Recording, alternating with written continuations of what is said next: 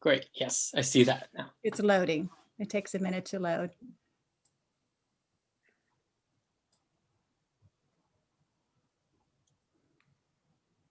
Can I say quickly to the other commissioners, if you click on the participant button at the bottom, it will bring up a panel on the right-hand side that shows all of the commission members and staff.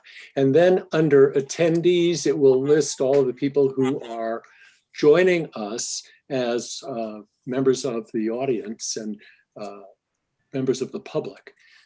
Who don't have video, but we have access to their names and they can contact us through the chat and the Q&A. So Ty, I just made you the host. If you make me the co-host, I think we'll be ready to call the meeting to order. Are we all set? So thanks, Brian, for going over sort of some of the details. That's great. So I wanted to welcome everyone. My name is Gayla Craig-Hartso, and I'm the Executive Director for the Los Angeles County Citizens Redistricting Commission. This is actually the first meeting of all 14 commissioners, so this is a very exciting time. I do want everyone to know this is being live streamed on YouTube. And a couple other just sort of background information. We are in the process of developing a CRC website. And so once that is finalized, and our hope is it can be activated by the end of the month, we will be able to be posting our agendas and all of that. We will have a Gov delivery. We will import the database for emails for people to sign up and all that over to the website. So we will be moving that from the executive office to this group. The other thing that I think is important for the public is at the bottom, you have a Q&A button, and you'll see later when it's time to make public comments, you can enter your public comments through the Q&A, and we'll give more instructions on that as well. And with that, we can proceed. Call to order. Ty will take roll call. Good evening, everyone. Welcome to the First County of Los Angeles Citizen Redistricting Commission regular public meeting for 2021. So today is January 13th, 2021, and the time is 7:05 p.m. I will begin this meeting by taking the roll. Commissioners, please be prepared to unmute your mic and respond when your name is called. Commissioner Jean Franklin. Present. Commissioner David Holtzman. Here. Commissioner Daniel Maeda. Present. Commissioner Mark Mendoza. Present. Commissioner Apolonio Morales. Present. Commissioner Nelson Obregon. Here. Present. Commissioner Priscilla Orpanela Segura. Present. Commissioner Hylas Soto. Present. Commissioner Saida Soto. Present. Commissioner Priya Sridharan. Present. Commissioner Brian Stetcher. Present. Commissioner John Vento. Present. Commissioner Carolyn Williams. Present. Commissioner Dorina Wong. Present. Thank you. We'll now turn the agenda over to Kayla. Let me just mention, I am filling in until you are sworn in, you develop your bylaws, and you select your chair and your vice chair. So I am just an interim person helping you with these initial startups. You are going to have an oath of office, and it's an obligation to make sure you understand what your roles and responsibilities will be. And the CRC is really based on legislation passed by the California Senate in 2016 with Bill 958. And it really is an approach to handle redistricting after each decennial census. So we had the census in 2020, and 2021 is the year now to look at the supervisorial districts going forward. You are independent. You are not to be influenced by the Board of Supervisors. This is a very different model from how it's been done in the past. And we wanted to be sure that that the work is representative of the county's diversity, both in terms of how you are structured and eventually how you will redistrict the county. When you go through the redistricting process, you will need to make sure each district is reasonably equal in population, geographically continuous, and boundaries take into account topography, geography, cohesiveness, along with contiguity, integrity, compactness of territory, and communities of interest in the districts. I will next week on our agenda go much more in greater detail in terms of the timeline, and we will be working with you in developing the calendar for the year. But with that, I think we should move to the oath of office to officially bring all these people on board. So I'm going to turn this over to Twyla Kerr from the Executive Office in Los Angeles County. Hello, commissioners. So at this time, may we please have commissioners raise your right hand so that I may administer the oath of office. Please repeat after me. I, and state your name, I, Apolonio Morales, Priscilla Pinella Segura. during during such times During such times Time. as I hold the office as I As hold the office The office of the County of Los Angeles, Of the of the County County of Los Los Angeles, Angeles. County of Los Angeles, Citizens Redistricting Commission, Citizens Redistricting Commission, do solemnly swear do solemnly swear or affirm or affirm Affirm. that I will support and defend that I will that I will support support and defend the Constitution of the United States the the Constitution of the United States and the Constitution of the State of California and the Constitution of the State of State of California California. against all enemies, against against all all all enemies, enemies, foreign and domestic, foreign and and domestic, and that I will bear true faith and and that that I I I will will bear bear true true faith and allegiance and allegiance Allegiance to the Constitution to to the the to the Constitution Constitution of the United States of the United States States and the Constitution and the Constitution of the State of California, of the of the State State of California, that I take this obligation freely that I that I take take this obligation obligation freely without any mental reservation without without any mental reservation or purpose or Purpose of purpose of evasion. You're muted, Twyla. okay, and that I will well and faithfully And that That I will will well and and faithfully faithfully discharge the duties discharge the duties duties upon which I am about to enter. on which on which I am about to enter. Congratulations, commissioners, you are duly sworn. Yay. you.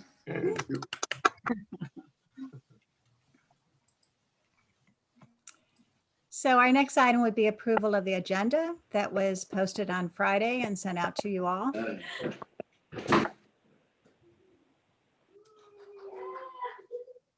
Is there a motion to approve the agenda?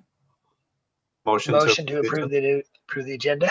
Sorry. Okay, we have several people chiming in. I heard Commissioner Vento. I see a hand raised, Commissioner Holtzman. Well, I guess we're discussing the motion.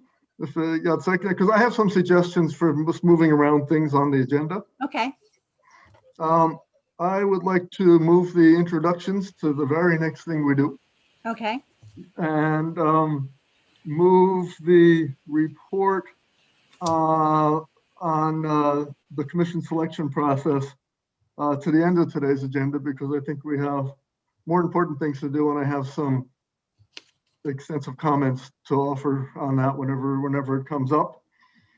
And so that would be to move 7B to after 7F. And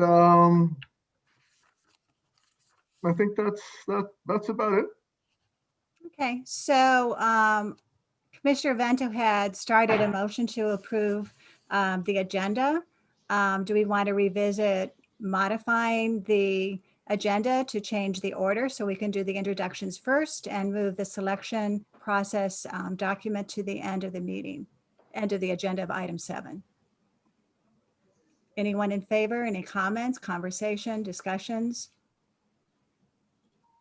Yes, Commissioner Stetcher. You're muted.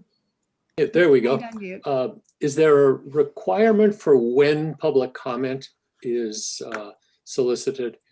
I notice it's usually very early in the meeting. Can we put the introductions ahead of that? I can defer to Holly.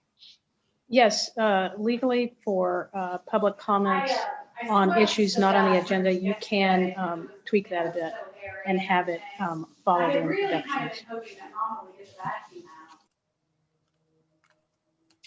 If I may, the introductions for the beginning seems almost appropriate. I'm okay with that. I think, placing whatever was first at the end, I don't know about that, but just the idea of introductions of all of us, we probably should take care of that. Are you going to suggest that the motion be modified, Commissioner Obregon? I guess that's what I just did. Okay. Excuse me. So the motion would be to approve placing- the agenda with the change. Go ahead. Placing that item 7, I'm sorry, I didn't know what item that was. I didn't hear that. 7B. Yeah. So if I can just help, I think what's Yes. being discussed would be the possibility of a motion that would change the order of the items in 7 so that actually, I guess it would precede even the minutes, if I'm following Commissioner Holtzman, that you all just introduce yourselves as the first thing. Then we would go on to the next matter, which would be matters not on the agenda, followed by action items 7C, D, E, F, and then B would be at the end of the list. Yeah, we would do the minutes, the consent items before Pardon? 7, right? I'm sorry, Commissioner Holtzman? But I wasn't suggesting we skip over the minutes. Okay, so you're suggesting we can still do the approval of the agenda with a new order. Can we cover public comment, general matters not on the agenda? Yeah. And we can cover the minutes. So the only thing you're suggesting is on agenda item 7 is we move B to the bottom. Yes. That's, okay. That So I'll seems go back to logical. Commissioner Vento, since you started the motion. Would you like to consider modifying your motion to move item B to the bottom of the list on Yes. 7? Yes. So we have a motion to action item, discussion items A through F to move item F to be the last item on the agenda. Is there a second? Sure, we'll give it a second. Okay. All in favor? I guess we need to do a roll call, Ty. So I will now take roll call. Commissioners, again, please be prepared to unmute your mic and respond when your name is called. Commissioner Jean Franklin, Yes. Commissioner David Holtzman, Yes. Commissioner Daniel Maeda, Yes. Commissioner Mark Mendoza, Aye. Commissioner Apollonia Morales, Yes. Commissioner Nelson Obregon, Yes. Commissioner Priscilla Orpanella Segura, Yes. Commissioner Hylas Soto, Yes. Commissioner Saida Soto, Yes. Commissioner Priya Shidharan, Yes. Commissioner Brian Stetcher, Aye. Commissioner John Vento, Yes. Commissioner Carolyn Williams, Yes. Commissioner Dorina Wong. Yes. Motion passes unanimously. Okay. So the next item has to do with public comment for general matters not on the agenda. And I wanted to sort of go through the guidelines for both the new commissioners and also for the members of the public who are here. Since this is a virtual meeting, the members of the public will fill out a QA comment. We'd like you to enter your name, enter that you want to speak, public comment speaker, your name and your affiliation. If you are on the phone, you need to press *9 to raise your hand. And once called upon, you press *6 to unmute and speak. We are going to time it and keep it to 1 minute because we have a lot to cover in this meeting. And if you do not wish to speak, but you would like to have your comment read aloud, what you would then do is put in the Q&A button your name, affiliation, and what public comment you would like to have read aloud. Okay. And we have received, I believe, one written comment, which has been posted and shared with the commissioners. So with that, I'm going to stop sharing the screen so we can receive comments from the public. And for the commissioners, you can see on the bottom the comments, the Q&A. So it looks like, Ty, we have one comment for agenda item 7, and we have another one regarding the bylaws when we get to that, but nothing on matters not on the agenda, it seems. So if that's in confirmation, we can proceed then to the next item. Okay.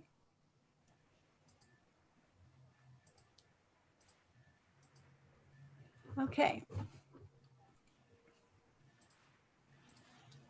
So we now have before us 2 minutes, one from the meeting of December 26th and another one from the meeting of December 28th.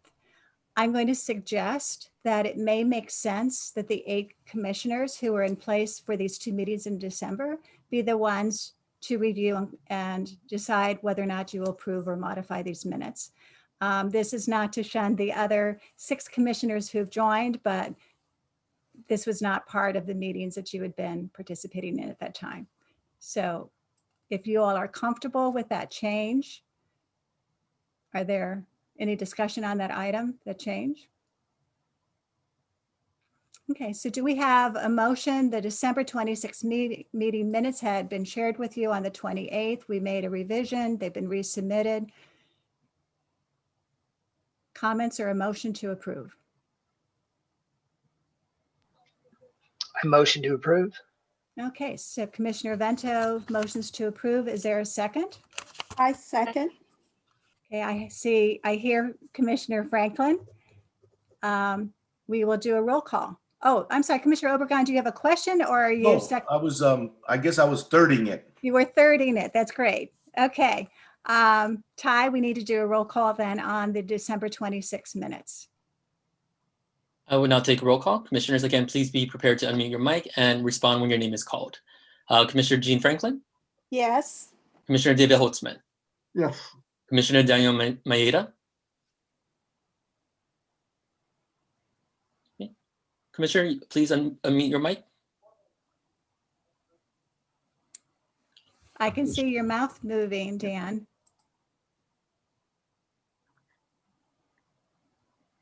Maybe go on to the next Yep. person. Yes. Oh, Yes. Commissioner Mark Mendoza. Oh, I'm sorry, he's not part of the December. So just read Oh, off the 8. okay. Yes. Of course. Commissioner No Nelson. offense, Commissioner Mendoza. Commissioner Nelson Obregon. Yes. Commissioner Priscilla Orpanella Segura. Yes. Commissioner Hylas Soto. Yes. Commissioner Brian Stetcher. Yes. And Commissioner John Vento. Yes. Motion passes. Regarding the minutes of December 28th, this will be the first time you've had a chance to review those. Any questions, comments, motions?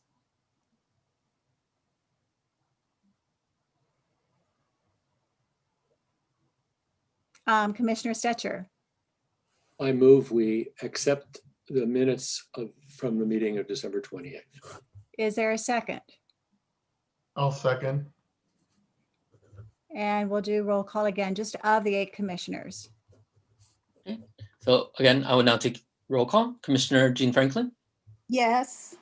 Commissioner David Holtzman, Yes. Commissioner Daniel Maeda, Yes.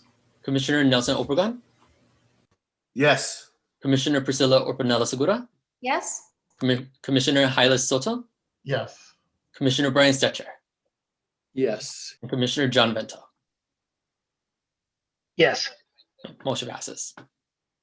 Okay, so thank you, and we will move on.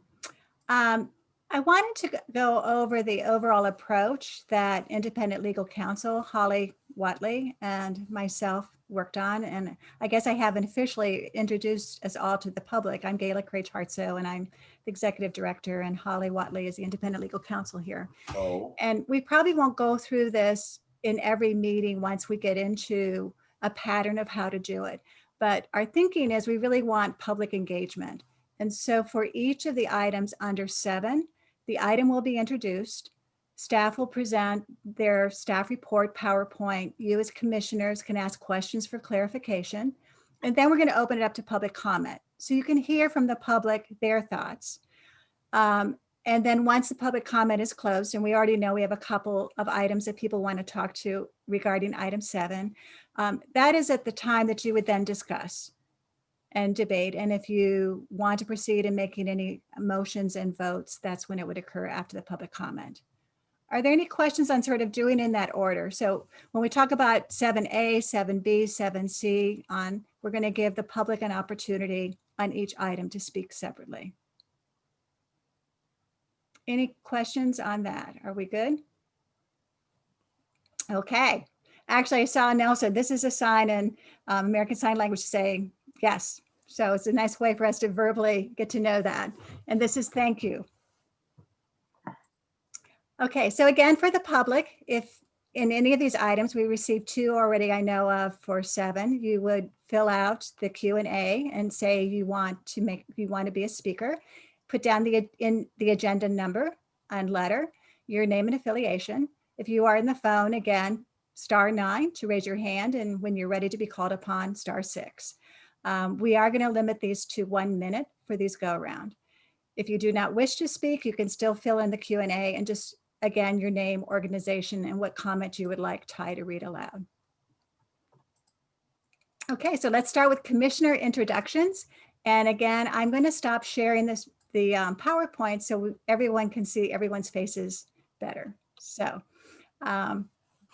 I think we should begin with Commissioner Jean Franklin. We'll just go in alphabetical order. Hi, everyone. Again, I only have 1 or 2 minutes to introduce myself. I have over 25 years of experience dedicated to community engagement and also public community advocacy. My interest really is with the faith community, working with churches and community-based organizations around workforce development as it relates to the formerly incarcerated. So my organization has a coalition of pastors and faith leaders advocating for criminal justice reform. And so basically that is my forte, community engagement, community activism, workforce development, organizing faith-based, community-based organizations around the issues related to criminal justice reform. Okay, thank you. Commissioner Holtzman. Hi, I'm David Holtzman. I've come to this commission after getting involved with the League of Women Voters a while back and in advocating for a more fair and free election system called ranked choice voting. I've been involved in civic affairs in Los Angeles for quite some time because of my interest in that. I know about state legislation because I worked for the state, but as a scientist, I worked in air pollution health risk assessment mainly for the state health department and the part of the Cal EPA that's called the Office of Environmental Health Hazard Assessment. I've worked as an environmental consultant, an attorney, went to law school after the science stuff. I'm really more of a scientist than a lawyer, a public health guy. And so just want to let you know that I know that there's some League of Women Voters people on the meeting tonight watching. I'm not here representing the League of Women Voters, but I was once president of the Los Angeles chapter, and I'm very interested in fair and free elections. Originally, I'm from Long Island, New York. I went to college in New Jersey, grad school in Michigan, and worked in Berkeley for the state. And then I moved to LA because the LA the UCLA Law School was starting a program in public interest law and policy. So I'm a good government guy, and my interest is really just in getting this right and drawing fair districts. I don't know if there's time left, but does anybody have any questions for me? Anybody want to ask me anything about my background at this point? So thank you, David, our Commissioner Holtzman. I think we'll move on to Commissioner Maeda because we do want to make sure we give everyone time. Daniel Maeda, I go by Dan as well. I'm currently on the faculty of the UCLA Law School, where I help run a clinical program where we train and supervise law students to represent documentary filmmakers pro bono. Prior to that, I have about 30 years as a partner at a litigation firm doing entertainment and media industry litigation. My pro bono activities as a lawyer tended to focus on nonprofits that advanced representation and inclusion of Asian Americans in entertainment. I've lived and am active in Culver City for the past probably 35 years. I grew up in Gardena and Torrance, and also lived in Westwood and West LA. I'm the eldest son of a Japanese immigrant who came to America, learned English, and became a citizen. And at 91 years old, she has become somewhat obsessed with the goings-on in Washington, D.C. in the past week. My late father, was born an American citizen in San Diego, but during World War II, he was forcibly removed from his home and put into a U.S. government-run incarceration camp. Nevertheless, despite that, he later joined the Army, and he's probably the most patriotic person I've ever met. He'd always talk about the importance of voting, and so that's probably why I'm so passionate about politics and policy, and I'm very interested in voting rights. As a lawyer, I read all the voting rights cases and know about gerrymandering and voter ID, et cetera. There's only a limit that we can do, I think, nationally in those areas, but I'm proud to say that in the County of Los Angeles, we have the opportunity as a Citizens Commission to actually draw the fair boundaries, as well as to ensure that each eligible voter in the county has an opportunity to have their voice heard and vote recorded. And I look forward to working with you all to make that happen. Thank you, Commissioner Maeda. Commissioner Mendoza. Thank you. I'm honored to have been selected to serve on this commission, and I will do my best to add value and make meaningful contributions. And this is a very important endeavor, and I will accordingly give it my attention, my full attention. I was born and raised in Los Angeles County, lived my whole life in Los Angeles County. Montebello is where I grew up.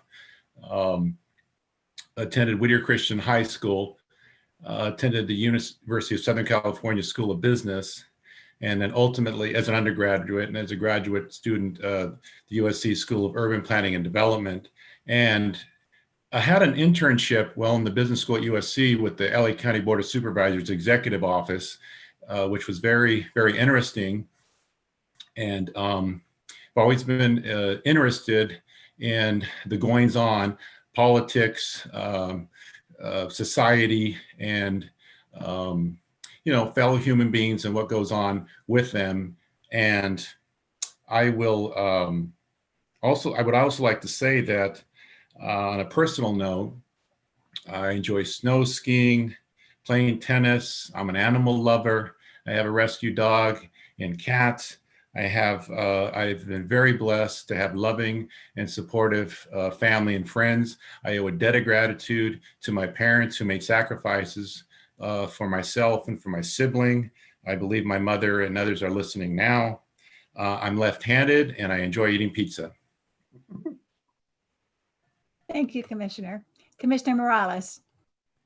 Yes, my name is Apolonio Morales. So Apple, O, like your knee, and then O, so Apolonio. If you're wondering how to pronounce my name, Morales. I'm the son of immigrants, undocumented immigrants who came to this country. They were able to adjust their status during the 1986 amnesty. So thankfully there was legislation at that time. I grew up in El Monte, which is in the San Gabriel Valley. And I went off to go to UC Berkeley, where I graduated with an English degree and an education minor. my focus was modernism. So ask me anything about James Joyce. Would love to talk about that. My experience has been really around organizing, community organizing, faith-based community organizing. As Commissioner Franklin stated, I love working with people and talking with people. So this pandemic has been really difficult for me, not being able to do that and be around a lot of folks right now. Former labor organizer as well with the California Nurses Association and the Steelworkers. My forte, my strength is immigration. So I work on immigration issues during my day job, which is Director of External Affairs for the Coalition for Humane Immigrant Rights, or CHIRLIM. And so coalition is what I do. I invite many people to many meetings and discuss very important matters. Lastly, I'll say I'm also interested in writing. Is something that I really love to do. And so just recently published in a book called East of East, which is a history of El Monte and Monte, where I grew up, and also part of the steering committee for the Whittier Latino Coalition. So I live in Whittier now, but I very much look forward to serving my community, serving the community at large here in Los Angeles County to really do this right, to make sure that we have representative voices of everybody who resides in Los Angeles County. Thank you. And thank you. Commissioner Obregon.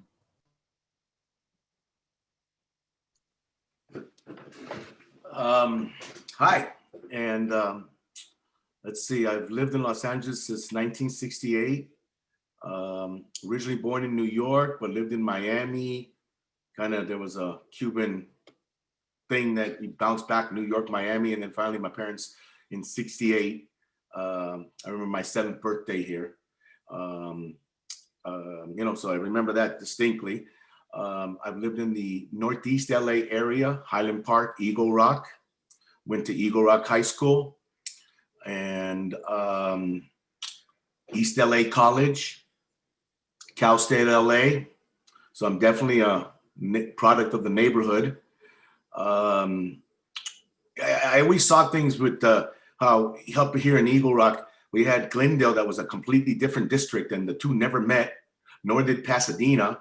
Always kind of wondered. Then the mayor never really had control of the LAUSD. So I was always kind of scratching my head trying to figure all this out as I was a kid, 13, 14, 15 years old, not understanding how the lines and people creating the lines and all that. I worked for the phone company for the first 18 years of my working career, rising through the phone company. And my final job was as a project manager when we were modularizing the whole world. Everything was changing in the year leading up to 2000.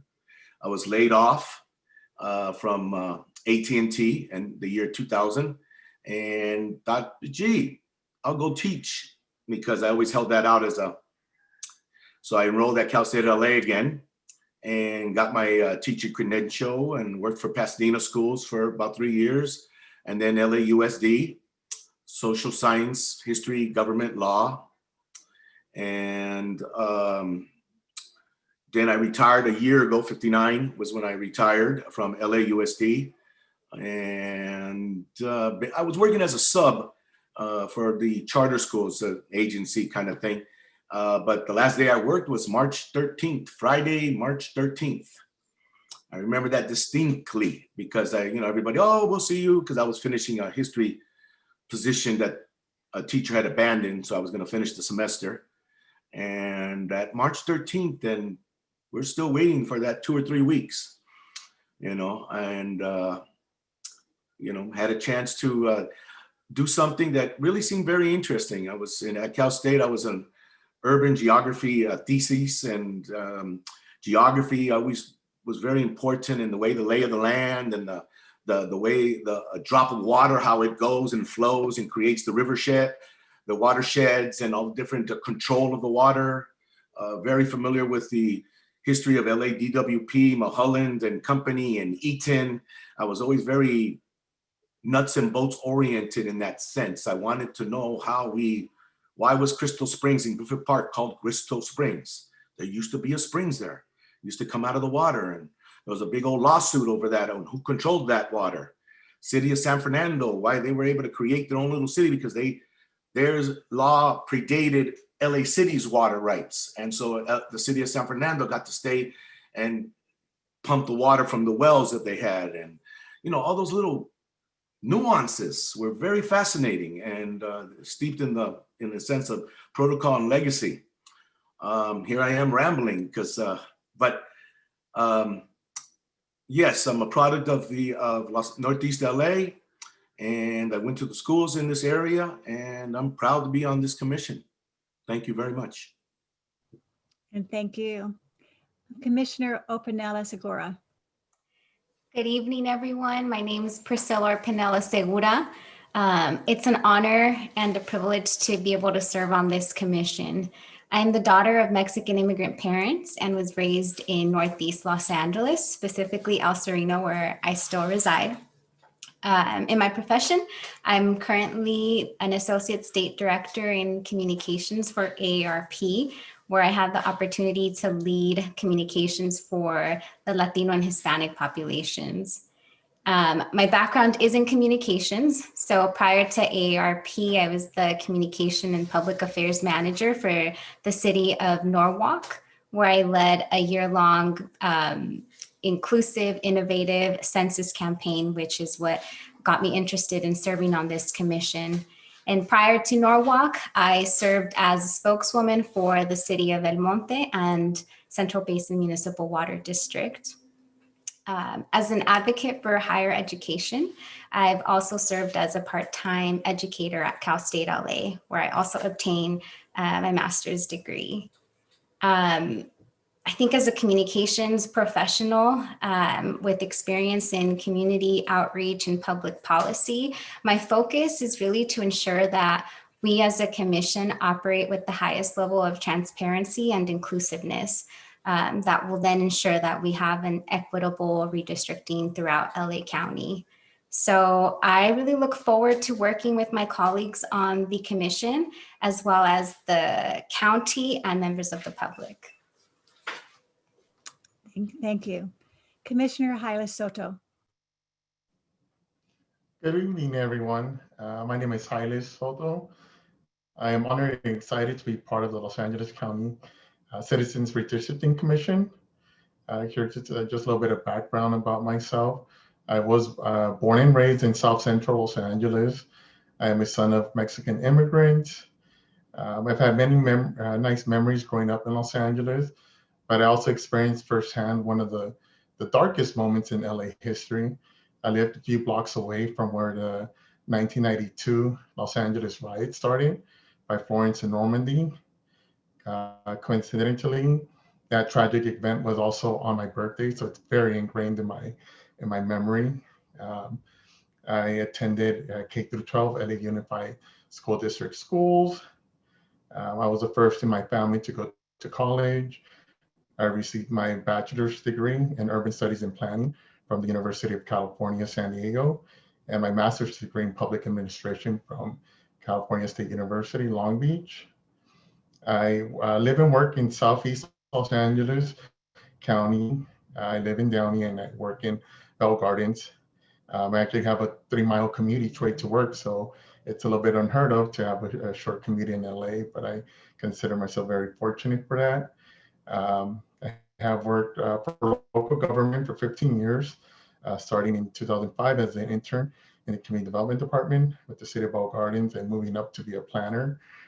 Currently, I am a senior management analyst. I am responsible for managing the IT and telecommunications infrastructure for the city, as well as social media accounts. I work on special projects and I generate reports and provide technical support for all departments, commissions, and city council. I have processed and recommended the FEMA flood maps. I also served as a 2020 census liaison for the city. I am a member of the newly rechartered Southgate Kiwanis Club, which I was involved back when I was in high school. I am an avid domestic and international traveler. During non-pandemic times, I can honestly say that through my travels have only made me realize how lucky I am to call Los Angeles home. That's it. Thank you. So, thank you. Commissioner Zaira Soto. Hi, good evening, everyone. My name is Zaira Soto, and I think my bio is public, so you can check it out, but I'll give just a some highlights. I was raised here in East Los Angeles, to reside in East Los Angeles. I was educated in public schools, graduated from Garfield High School, went on to UC San Diego, where I got a Bachelor of Science in Environmental Chemistry, Environmental Systems. I worked sort of as a first job working on studying the impacts of water and air quality, specifically on migrant workers. And I was really set on pursuing a career in science. And I think once I was working with migrant workers and specifically gaining an understanding to the many violations that they experience on a daily basis many years ago and still today, I really shifted towards pursuing work in labor rights. And so for about 7 years, I worked for Organized Labor Service Employees International Union. And then I transitioned over 10 years ago to working for the Children's Defense Fund here in California, where I serve as Deputy Executive Director, and my focus there is on working to ensure that every child here in the state of California has access to a high quality, equitable public education, access to healthcare, that we don't continue on the same trend we have been, which is one of the states with the highest rate of child poverty. And that we also shift away from incarcerating our children and really shifting to having resources in our communities to make sure that our children and youth are supported to become just citizens that can contribute to their communities. And so having been, again, raised in East Los Angeles, I'm very, very aware of what it looks like when you don't have fair representation or equitable representation. So serving as a commissioner is something I will take very seriously. I know it is a very important job. I know that the selection is random. It's a random selection, but nonetheless, there was an application I submitted. And so I thank you for reviewing it and for giving me the opportunity to serve my community in the County of Los Angeles in this capacity. Again, I look forward to serving in this position. Thank you. Commissioner Sriharan. That's me. Hi, my name is Priya Sridharan. I'm honored to be among this really extraordinarily impressive group. I've lived in Los Angeles since 1999. I was born in South Carolina, raised in Maryland. I too, like many of you, am a first generation American. I was the first person in my family born in the US, the first person in my family to graduate from college and eventually grad school in the US.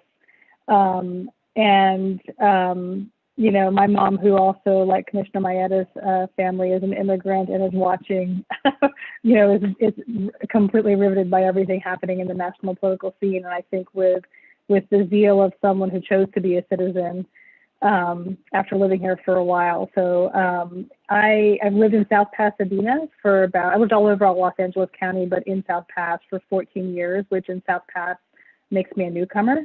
Most people have lived here a really long time. I'm a single mom of 3 kids. 2 of them are enrolled in South Pas schools. One is actually, many of you mentioned attending Cal State LA. My oldest child goes to high school on the Cal State LA campus.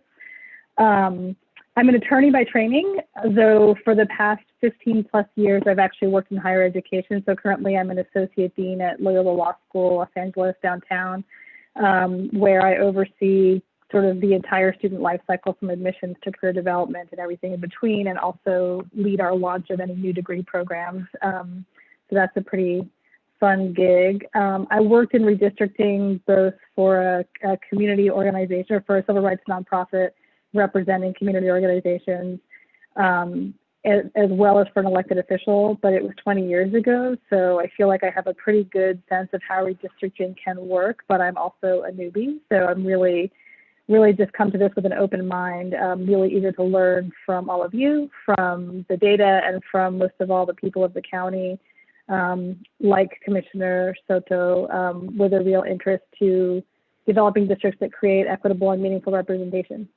Thank you. So Commissioner Stetcher, and thank you.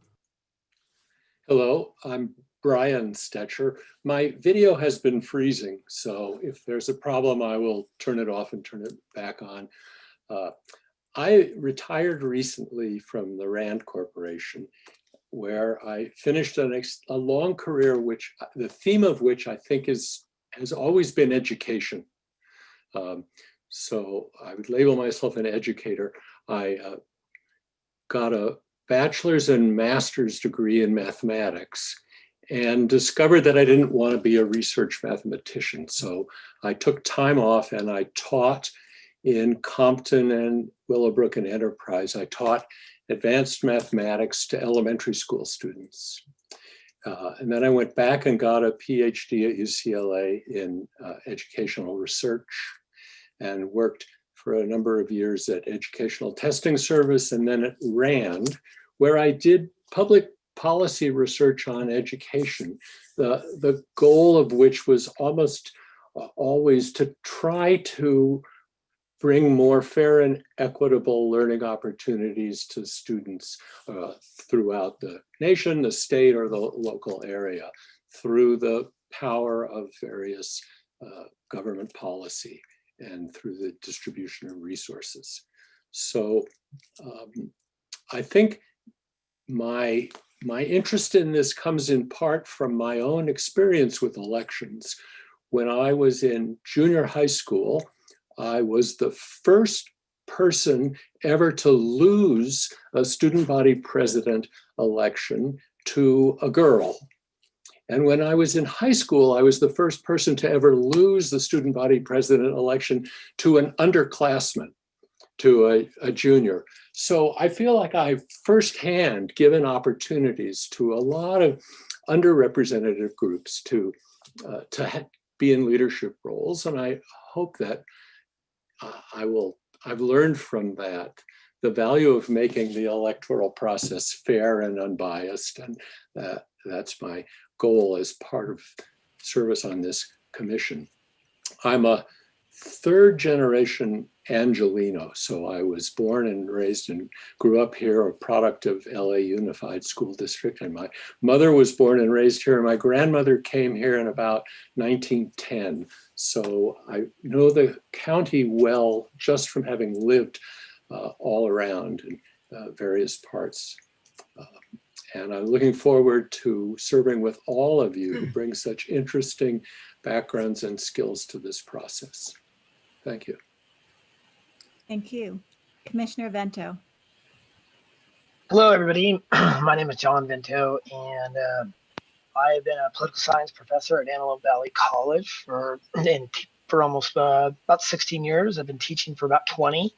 And I always have this famous saying when I teach my students about redistricting and gerrymandering. There's an old saying that goes, the map maker is more powerful than the voter. And I've been doing this for probably 20 years, trying to teach students about gerrymandering and stuff like this. And I'd always get these comments about why students always felt like their votes didn't count. And so I was really, really pleased when California passed Prop 14 to empower the citizens to actually draw the district. And this was something I just decided that I had students that said, why don't you ever do that? Why don't you ever do that? So I have applied several times to the commission, and I'm fortunate that this opportunity arose and I got selected. I am a second generation Angelino. I've lived in La Cañada, Santa Monica, Westwood, Long Beach, and Palmdale. I graduated from UCLA and Cal State Fullerton, and I teach courses on American politics, international relations, and comparative governmental systems like ranked choice systems, as Commissioner Holton mentioned. And I've been married for almost 20 years, and I have 3 children. My wife is a teacher as well. And I have coached everything from soccer to baseball to track to you name it. I'm actively involved in my kids' life, and I drive a minivan and a truck, and I sell Girl Scout cookies. So that's where I am with my life right now. So I just wanted to welcome you and let you know I'm looking really forward to working with everybody on here. And I'm the type of person that gives hugs. Just that's who I am. So if I could, I wish I could see you guys all and give you guys a big hug, just because it's just fun to be a part of this commission. And I look forward to serving and working with all of you. So thank you. And thank you. Commissioner Williams. Hi, my name is Carolyn Williams. I'm in the 2nd Supervisory District. I live in Hawthorne. I'm originally from Louisiana. I've spent almost all of my adult life in Los Angeles. Moved here in 1976. Currently, I'm a life coach, executive coach. I work with nonprofit leaders and others. I'm also a volunteer mediator for Centennial Youth Services, working with kids who happen to get into trouble, work with them and their families and other impacted people.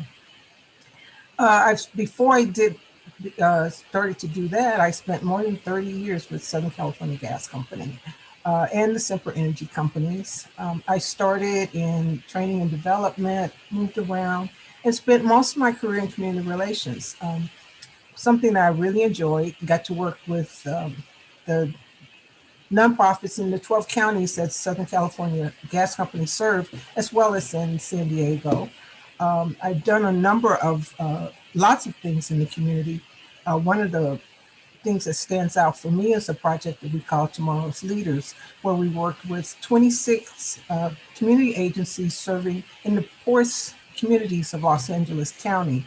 We worked with over 100,000 students, and the intent was to help them develop leadership skills, closing the digital divide, and other things. And we were able to track the students' progress, and we did that in partnership with United Way of Greater LA. I've done other work in the community. My background, initially my undergraduate degree from Louisiana Tech is in psychology. From there, I went to Cal State LA, some graduate work in psychology, got a master's in public administration at USC. And I also did my PhD studies at USC, did not finish my dissertation. And I've done a lot of work. I love education, so I've done some graduate work at other schools as well. I currently serve on a number of boards. I was a founding board member at USC Price School for the Alumni Association. I currently serve on the Diamond Institute at Cal State Dominguez Hills. I'm involved with the Center for Nonprofit Management. I'm a board member. I'm on the board for Linwood Educational Partners Foundation and a number of others. So I'm still involved in the community. I love that work. Will probably, as long as I can, will find a way to stay involved doing that. I'm pleased to be a member of the commission, and I look forward to working with all of you. Thank you. Commissioner Wong. You'll need to unmute. Okay. Sorry about that. Yes, well, thank you. I guess one of the advantages of having, being last is I get to hear all about all of, the other amazing commissioners. So that has been really kind of exciting. I feel quite honored to have been selected to be, part of this commission. So thank you.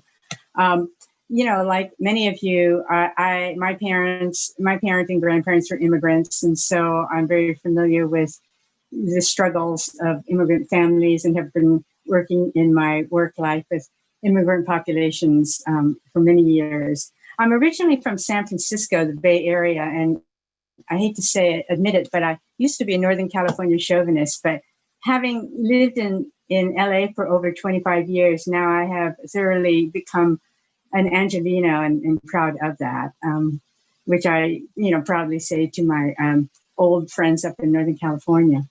But currently, I'm the policy director at Asian Resources, Inc. I'm in its Los Angeles office. It's a nonprofit, community-based organization that was created in 1980. It's based in Sacramento and dedicated to providing multiple social services to the Asian American, Native Hawaiian, and Pacific Islander communities. And my focus is on advocacy to increase access to healthcare and to transform the current healthcare system we have to be more equitable and responsive to the communities we serve. And I oversee several state and local health collaboratives.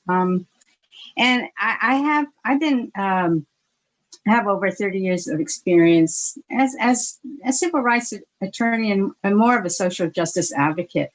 And I've been working in the areas of healthcare, language access, and voting rights. And work for a range of public interest organizations like Asian Americans Advancing Justice in LA, National Health Law Program. And when I was at the Asian Law Caucus in Northern California is where I worked on voting rights and some redistricting back many years ago, over 25 years ago. Lots of things have changed. I've seen a lot of progress. I've also worked at other civil rights organizations like the ACLU and the National Women's Law Center. But I'm particularly, I guess, proud of more my extracurricular community work where I've been working to help organize different Asian American LGBTQ groups for the last 40 years nationally and local and in different states and places where I lived throughout the country. I received my law degree from NYU back in 1987 as a second career, after having worked as a healthcare professional for 9 years. So I never saw myself as an attorney, and I just realized that I wanted to become a more effective advocate for my communities, which is why I then went to law school. So I'm happy, to be part of the commission, and I'm really looking forward to working with all of you and to create, fair and equitable maps for LA County. So thank you. So again, it's an expansion of the oaths, but welcome. And to me, it was very important that you have this time to not only do your introductions to the public, but we are now forming the Commission of 14. So it's very important that you all get to know each other, and this is just a first step. We have Lorraine Liggett on, and I'd like to introduce you to her. She is the county program manager for this whole project. Gayla? Yes. Can I just interrupt? I'm sorry, I didn't take very long. I just wanted to add a little bit to what I said. I forgot to mention something important. I'm sorry. I served for a term on the hearing board at the South Coast Air Quality Management District. That's important for two reasons here. One is because the engineer who was chair of that board when I was on it told me he'll be tuning in tonight. And he also is someone who wrote me a very kind recommendation when I applied to be on the State Redistricting Commission. The other thing is that the South Coast District is broken up into various areas, air pollution impact areas, or whatever you want to call them, source receptor areas, where people are exposed to similar levels of air pollution. And even at the micro level, close to industrial facilities, people who are exposed to similar levels of air pollution might end up being communities of interest that we consider in our future deliberations. So there's that. And now learning from Commissioner Williams that you worked for SoCal Gas, I can tell you I'm very familiar with one public relations issue you might have had a while back, that Aliso Canyon leak. My hearing board heard a case about that. And also with regard to Commissioner Sridharan, it's nice to know that you're from Loyola, because I know Justin Levitt, who's an expert on redistricting and such, also is at Loyola Law School. It's great to see the new commissioners. Thank you all for introducing yourselves. Okay, so I'd like to introduce Lorraine Liggett. She's on. Why don't you start with an introduction of the role that you all have with the executive office and this project? Very good. Thank you all so much. I just want to say welcome. Thank you to those commissioners who started your work back in December, and welcome to all of you this is your first meeting tonight. So I appreciate the opportunity to just introduce myself as well. I am Lorraine Liggett, Assistant Executive Officer over Commission Services with the Executive Office of the Board of Supervisors. And as you know, the board is obligated to provide reasonable funding and staffing for your commission. So our commission services, you met Twyla earlier as well. She had the opportunity to administer oath of office, but we're here to ensure that you have the staff support and resources that you need to carry out the responsibilities and objective of the commission. As such, we have engaged KH Consulting Group to independently provide those services, and Holly Watley to provide the legal counsel, and I'll be the county's program manager for these contracts. I believe you've all, or most of you have had the opportunity to meet Gayla Her organization has a master agreement with us to provide consulting services, and as they demonstrated the ability to facilitate the scale of meetings and public hearings that your commission will need to hold as you move forward, as well as the capacity and network ability with the community and organizations to obtain expertise as your commission identifies the needs. She'll be able to work with you to do that in areas such as mapping, demographers, population analysis, anything that special needs that you feel like that you will need to complete your work. In addition to those experts, KH Consulting is also authorized to obtain other services to conduct your meetings, such as translation services when they're needed, as well as to work with you, the commission, and community organizations to engage and encourage public participation in this process. So we're also working with a consultant, as Gayla mentioned earlier, to provide you with your own website where you'll be able to post information and update the community on your activities. And once you've selected your chairperson, we'll also work with them and the executive director in the provision of services identified as needed. And as your work continues to get underway. So with that, I just wanted to say thank you all for your commitment to serve on the commission, and I really wish you the best as you begin to undertake this role. Thank you, Lorena. I might add also the mapping software. That's is correct. Another huge component that their office is working on, with the contract and coordination with Internal Services Department. Twyla, do you want to introduce yourself?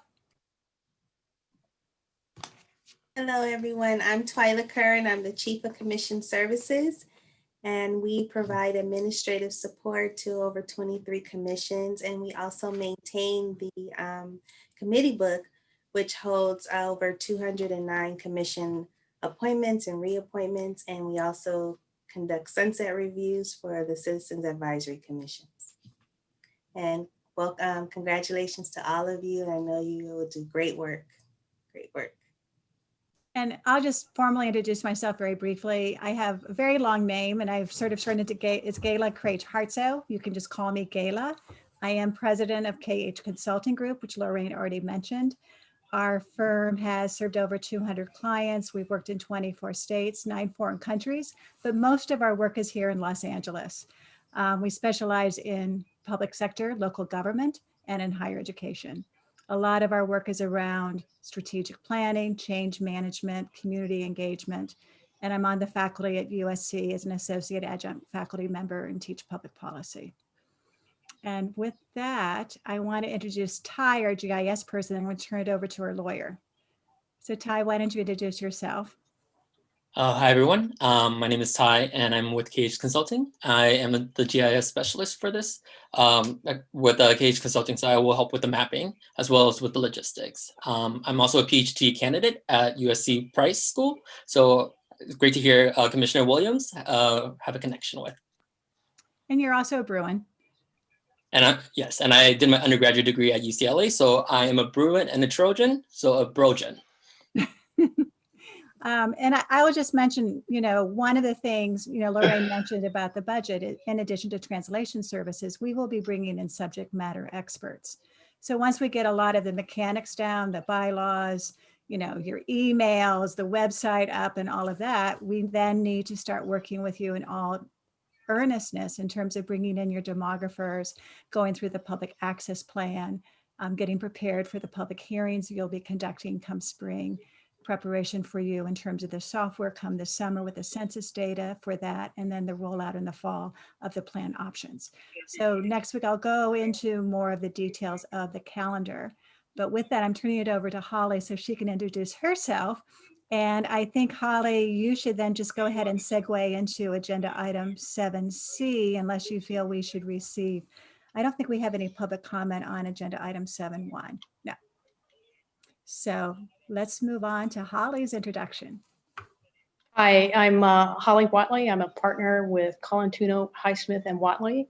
We are a law firm that specializes in providing legal services to local agencies all up and down throughout the state of California, from cities, special districts, some counties, special districts of all kinds, water districts in particular.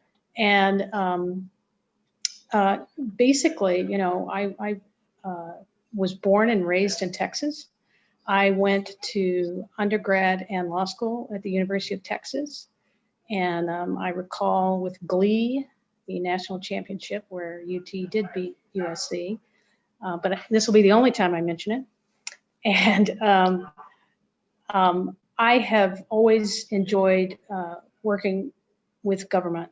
I have felt and still feel that our government agencies deserve the highest level of legal services that you know, the Wall Street firms get. Because good work is done locally, it impacts people's lives. And I'm just real thrilled here to be a part of this and to help you all do the job you want to do. And with that, I'm going to segue into item 7C on the agenda, which is the consent, consideration of the consent under California Professional Rule of Responsibility number 1.8.6. I did, you should have had in your packet the staff report associated with this. Really what triggers this is what Lorraine indicated, is the county has retained my offices to provide legal services to the commission. Although the county is paying the bills, my client is the commission.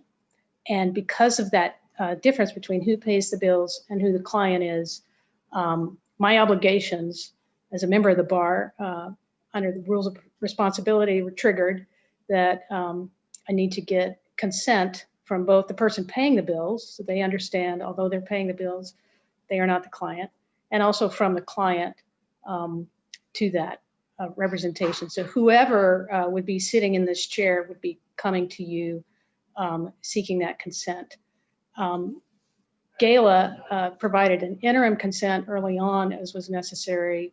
The rules do allow that to happen as long as they then bring to you and get the written informed consent as soon as practical. So this is your first meeting.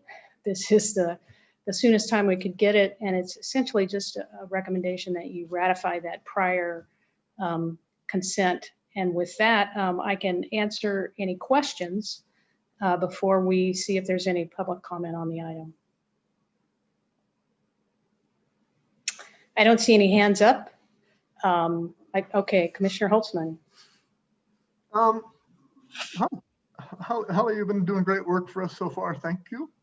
I do see in the letter that you wrote on behalf of your firm to us, you're talking about representation of the commission. And I've seen your role so far as being advising the commission.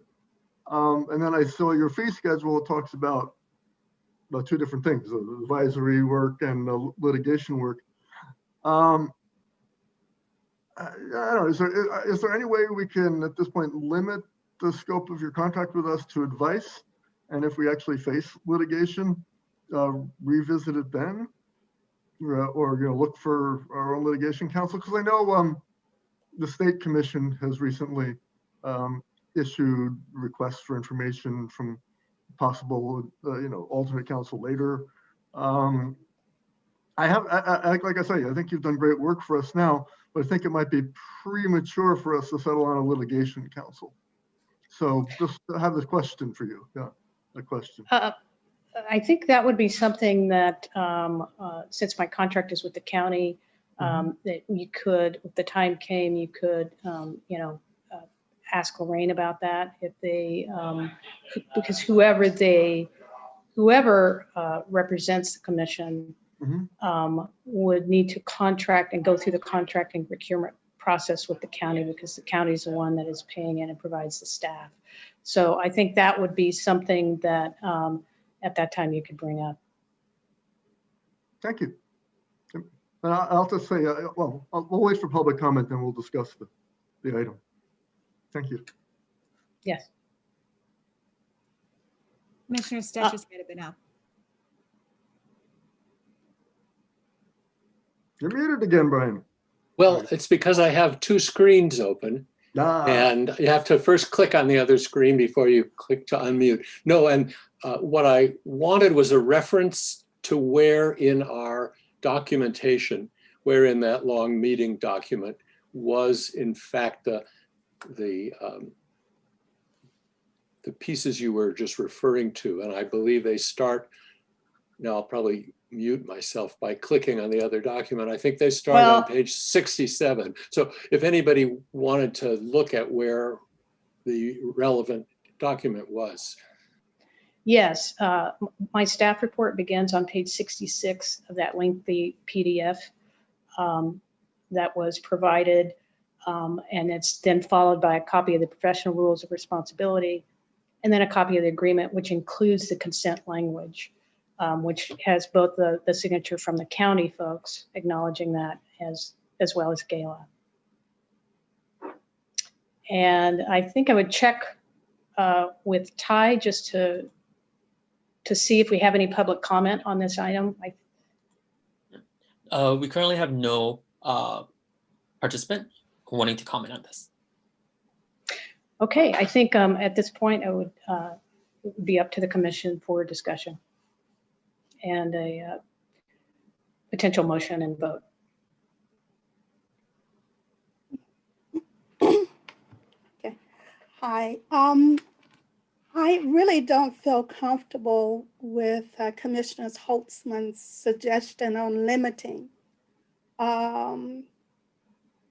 I really appreciate, and I did read over the document, and so I didn't find any issues with that at all.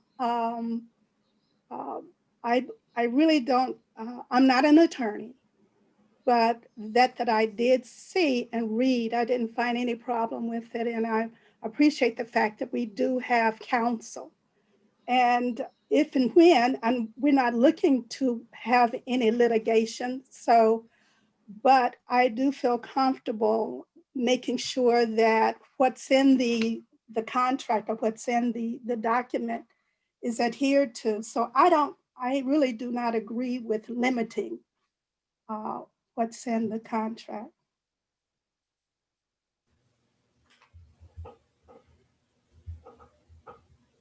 Commissioner Maeda, followed by Commissioner Morales, then Stetcher.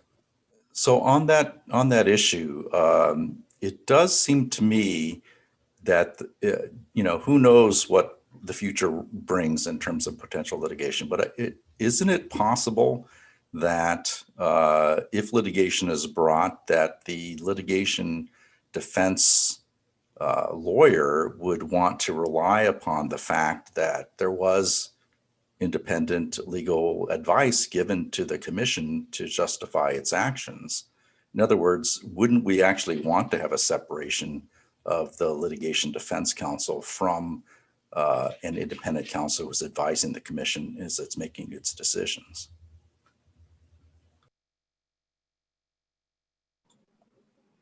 If you're asking me that, I think it actually would depend on the litigation.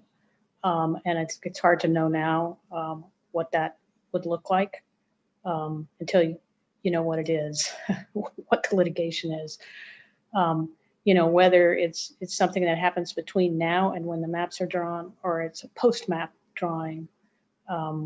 So like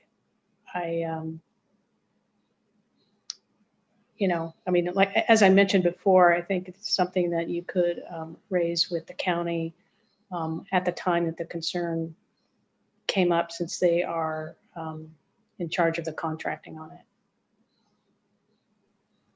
Commissioner Morales? I was just going to say, just in terms of continuity, right? So somebody has been walking with us the whole way, has a deeper understanding, should we be put in that situation of getting sued? And so, yeah, I don't see such a big issue maybe as others on the commission, but that's just my perspective here. Commissioner Stetcher, followed by Commissioner Orpanela-Segura. I was just going to say that it seems that either way, we still have to consider this again at the point where there is litigation. And so I don't see anything to be gained by severing that responsibility now. If there is litigation, we would consider at that time the qualifications of our counsel and make an appropriate change. And I hope this has come through because I can see my video froze again. It came through, Commissioner Stetcher. Commissioner Orpanella Segura, followed by Commissioner Williams. I think including litigation would serve as a safeguard. That's my comment. And I have a question that I think was posed by Commissioner Stetcher. If we were to enter into litigation and we left the litigation services with our counsel, would there be a possibility to still, if needed, seek additional counsel services? Just a question. And that is something I think that absolutely the chair could take up with Lorraine, since she's the contact on that. Lorraine, do you want to weigh in here? Yeah, I just, as they indicated, I believe that that would be the appropriate way to do so. If and when the time comes that you need to assess those services, then we can work with you and determine how best to do that. I will say that just to kind of focus the issue here before you is the consent for me to continue to represent you while the county is paying the bills. So that consent given now it doesn't preclude you from approaching Lorraine if and when the time comes. And I am now seeing Commissioner Wong has her hand up, or her virtual hand up.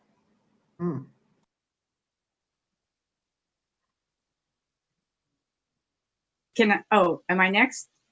You're on mute, Gail. Okay, I think I was next. Commissioner Williams is next, and I see Wong's hand.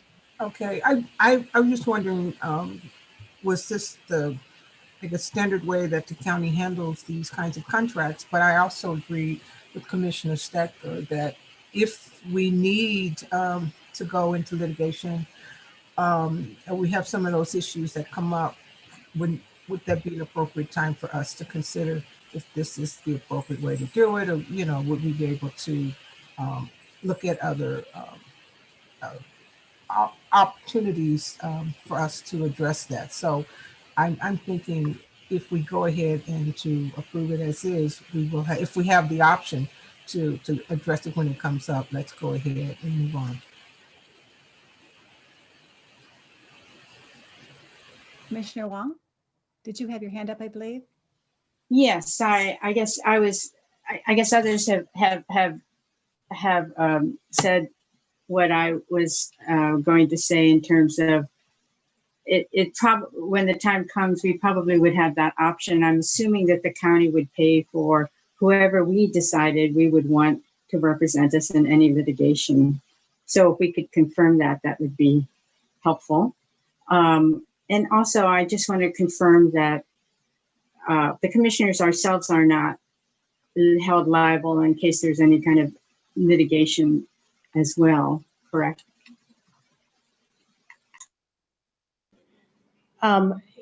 If you all were individually sued or individually named in a lawsuit connected with your work on the commission, you wouldn't be liable, with one caveat. If in connection with your work on the commission, you violated the Brown Act and there were any prosecutions or anything along those lines where you have some individual responsibility, I can't speak to that. But if somebody sued over the map you drew and argued it violated the Voting Rights Act, the county would be, picking up the defense costs on that, and you shouldn't be personally liable. I believe it's a two-part question. I believe, Lorraine, you were going to respond to the first part of the question, possibly. So again, to that question, the county is obligated to provide reasonable funding and staffing. So again, if and when that issue comes up, we would take that into consideration for what's needed for the commission. So before we start a second round of comments from commissioners, are there any other commissioners who have not spoken who would like to comment on this? Okay, I believe Commissioner Holtzman, your hand was up. Yeah, thank you. First, thank you, Ms. Watley, for the description of the limits of our liability. It sounds a lot like the qualified immunity doctrine that police officers get to use if they're sued over what they do during the course of their work. And of course, that's a big deal these days. With regards to what Commissioner Franklin said, I absolutely do not want to preclude the possibility that Holly Watley will represent us in litigation. I was very satisfied by her answer to my question that it will be possible to visit the question of who should represent us when the time comes. And I think I've heard that from Lorraine Lingat. With regard to consent to this form of representation, it's a little bit like when an insurance company pays your lawyer and you're the defendant or something like that. I'm totally fine with that. In fact, if you'd like, I'll even make the motion to approve that, to ratify that, or whatever it is. But I also wanted to point out to everybody that the ultimate payer for a lot of our costs may not actually be the county. Because of the last section of the bill that created our commission, the state law says that if the state law has imposed unfunded mandates, they're called, on the county can apply to a commission on state mandates for reimbursement. And I imagine they're going to do that. And in a list of issues for future discussion, I've submitted for consideration at the end of this meeting. I want to see if maybe we'll talk about how that works. So just thought that would be an interesting thing for people to realize, that may not be the county that's eventually paying a lot of our bills, but it could be. Are there any further comments, discussion? Holly, do you want to sort of check on this and then maybe see if anybody wants to make a motion? I think seeing no other comments, we would entertain a motion. Commissioner Holtzman. All right, I move that this commission ratify the prior written consent discussed in this agenda item as of today. Okay. Commissioner Williams has given a second, and we'll now ask Ty to call the roll. Thank you. So I will now take roll call. Commissioners, please be prepared to unmute your mic and respond when your name is called. Commissioner Jean Franklin.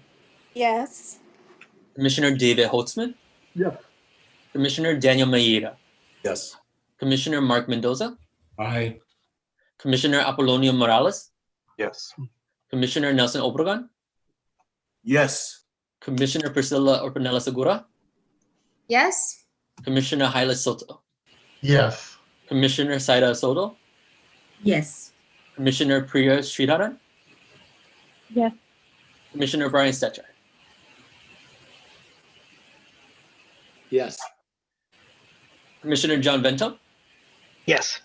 Commissioner Carolyn Williams. Yes. Commissioner Dorina Wong. Yes. Motion passes unanimously. Thank you. I think I'm also handling the next agenda item, 7D, an overview of the Brown Act, Conflict of Interest, and the Public Records Act. And with your indulgence, my suggestion here would be that I go through my slides on the Brown Act and the Conflict of Interest, but that I defer going into the Public Records Act until that we keep in mind where we are time-wise when I get through those two, which I believe are really the most critical to get you as part of your onboarding process here early.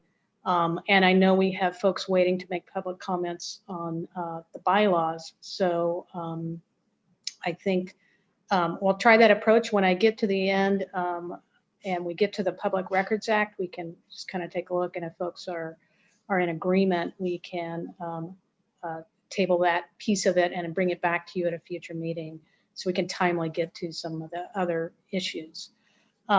With that, I am going to share my screen if it all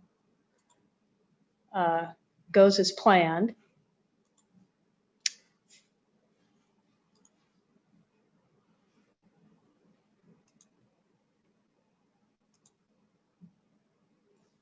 All right, can everybody see the slides?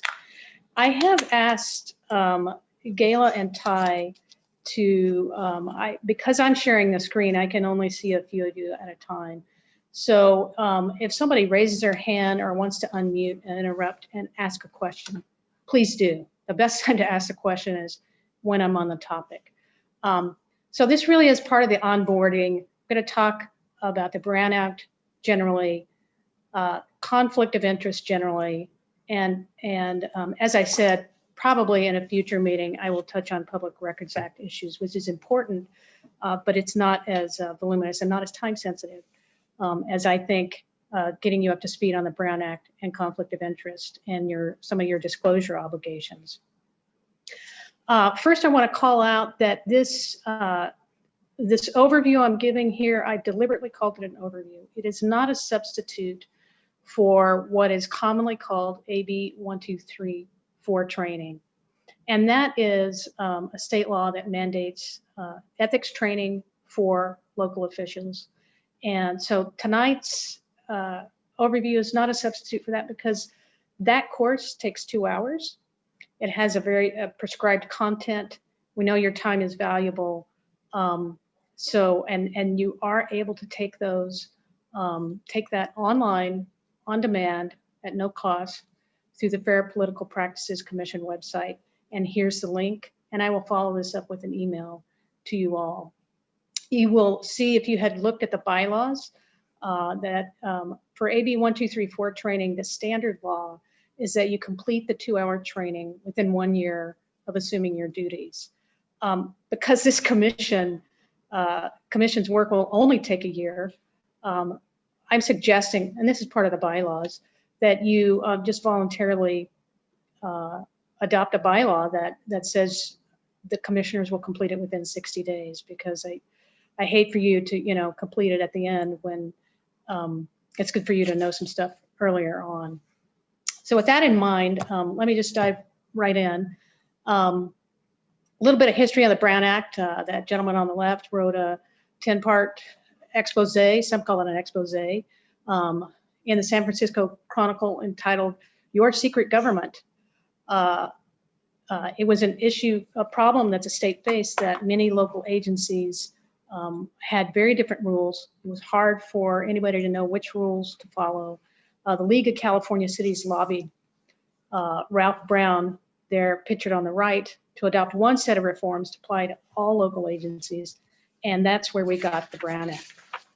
Now, the heart of the Brown Act is right here, is that all meetings of legislative bodies of local agencies shall be open and public, and all persons shall be permitted to attend the meeting and except as otherwise provided. And of course, there are exceptions, which we'll touch on. So one of the biggest things is, what is a legislative body? Some of those are quite easy. Everybody knows a city council, a board of supervisors. This commission is such a legislative body. It's a local agency created by state statute. Also, a legislative body is a standing subcommittee, board, or commission created by a local agency. Now, what is a standing committee? A standing committee is one that is created with and intended to last indefinitely. One of the common examples I use of a standing subcommittee here in Los Angeles is the city of LA has a standing subcommittee for budget and finance. So even though that subcommittee is less than a quorum of the city council, because it is standing, it is covered by the Brown Act. It's considered a legislative body. by that same token, then an ad hoc committee of a commission is not covered by the Brown Act, generally speaking. If that ad hoc committee is advisory to the legislative body, it's temporary for a limited purpose and is composed of less than a quorum of the legislative body's members. So that ad hoc committee cannot have a member that is somebody other than the legislative body on it. If it does, then it kicks over and is covered by the Brown Act.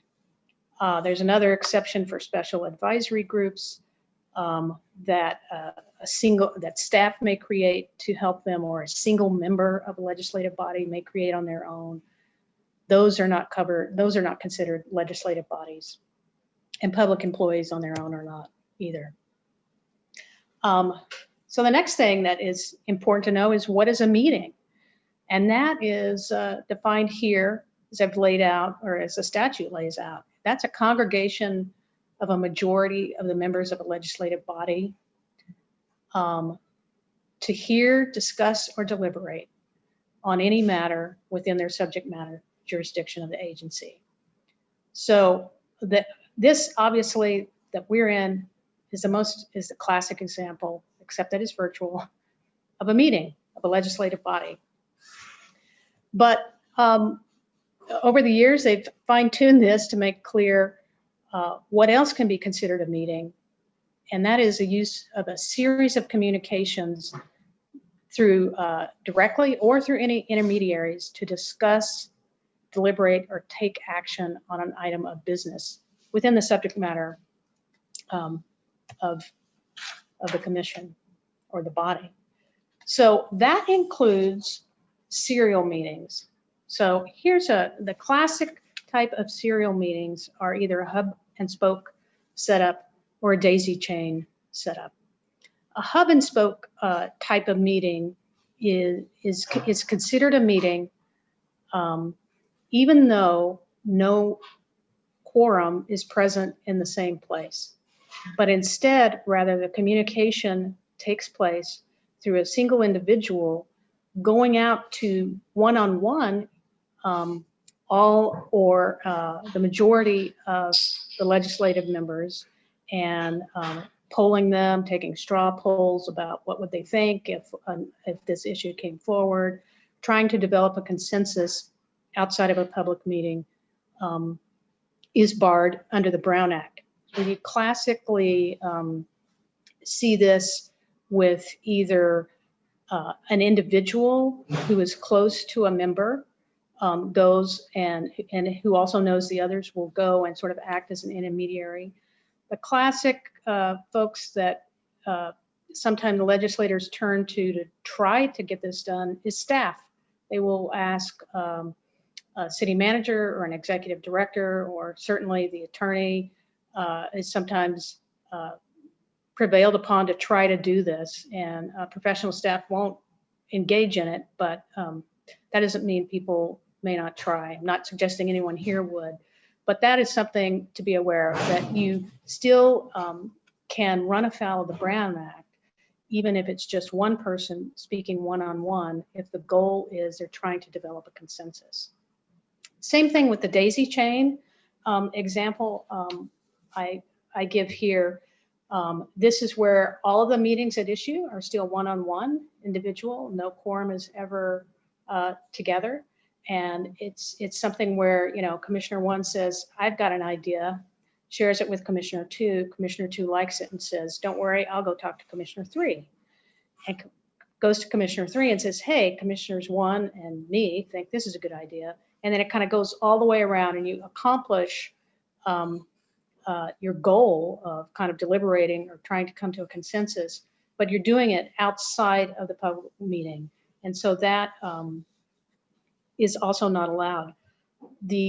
Really the only time generally that this type of hub and spoke or a daisy chain meeting is allowed is if you're allowed to have communications about whether to have or call a special meeting. And the discussions that take place are solely as to whether to call a special meeting. It can't be substantive discussions about the agenda item that will be on that meeting, but you are allowed to have preliminary discussions of when to have a special meeting. You are also allowed to have a hub and spoke type reaching out from staff to determine folks' availability for scheduling such a meeting.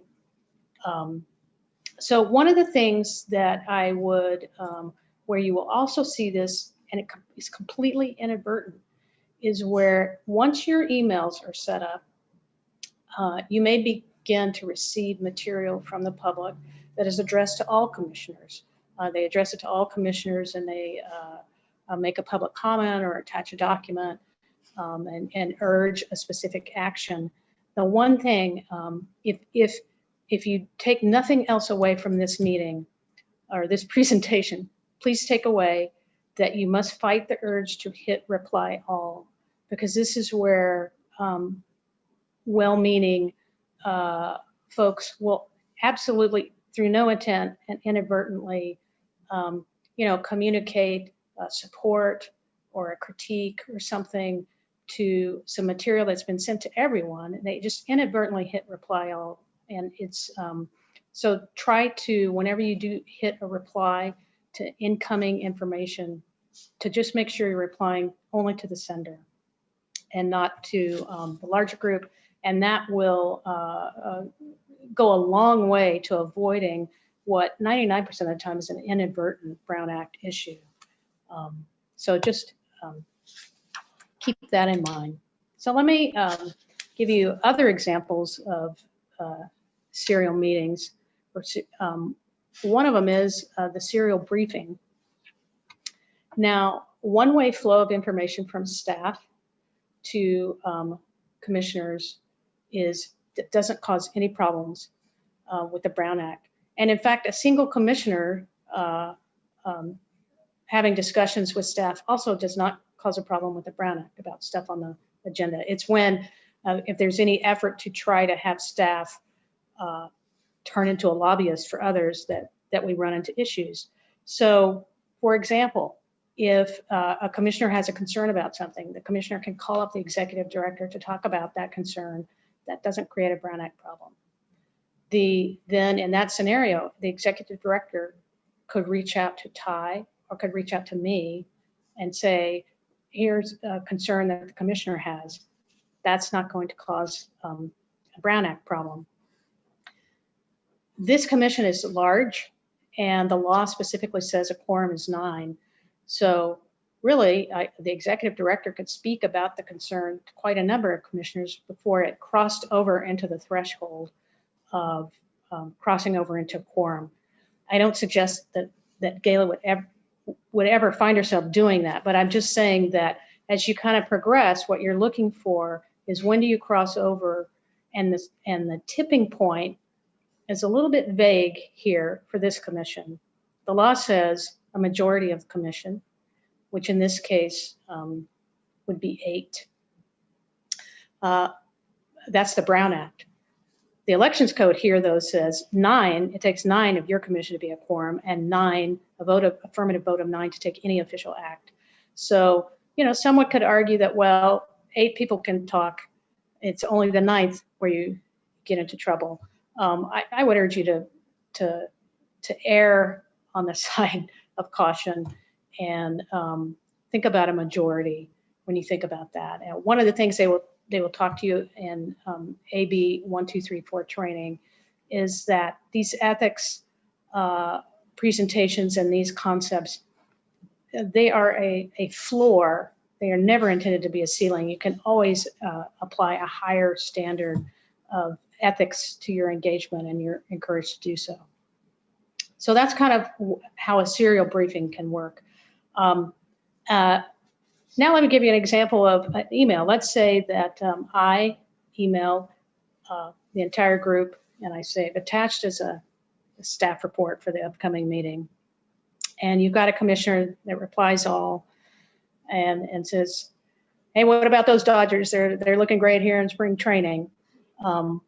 That is communication to the commissioners, and that's my dream because I am a Dodgers fan. A communication to commissioners that's really not within their jurisdiction. about something they have jurisdiction over. And maybe you're trying to build a consensus for Dodgers fans out there. But that's an email situation where it's not going to run afoul of Brown Act. Let's say now someone does a reply all back and says, you know, well, forget the Dodgers. I'm interested in scheduling a special meeting to address this issue that's hanging out there. That probably doesn't not violate the Brown Act, because all you're doing is talking about scheduling, whether to call a special meeting and potentially whether to schedule it.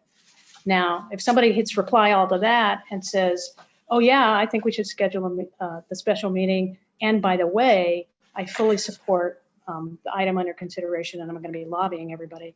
Now we've crossed over and essentially had a meeting where nobody was in the same room. And they weren't even talking to each other face to face. Now I'm going to touch on something that, you know, I wouldn't have thought 20 years ago I'd be talking about, how virtual meetings via social media.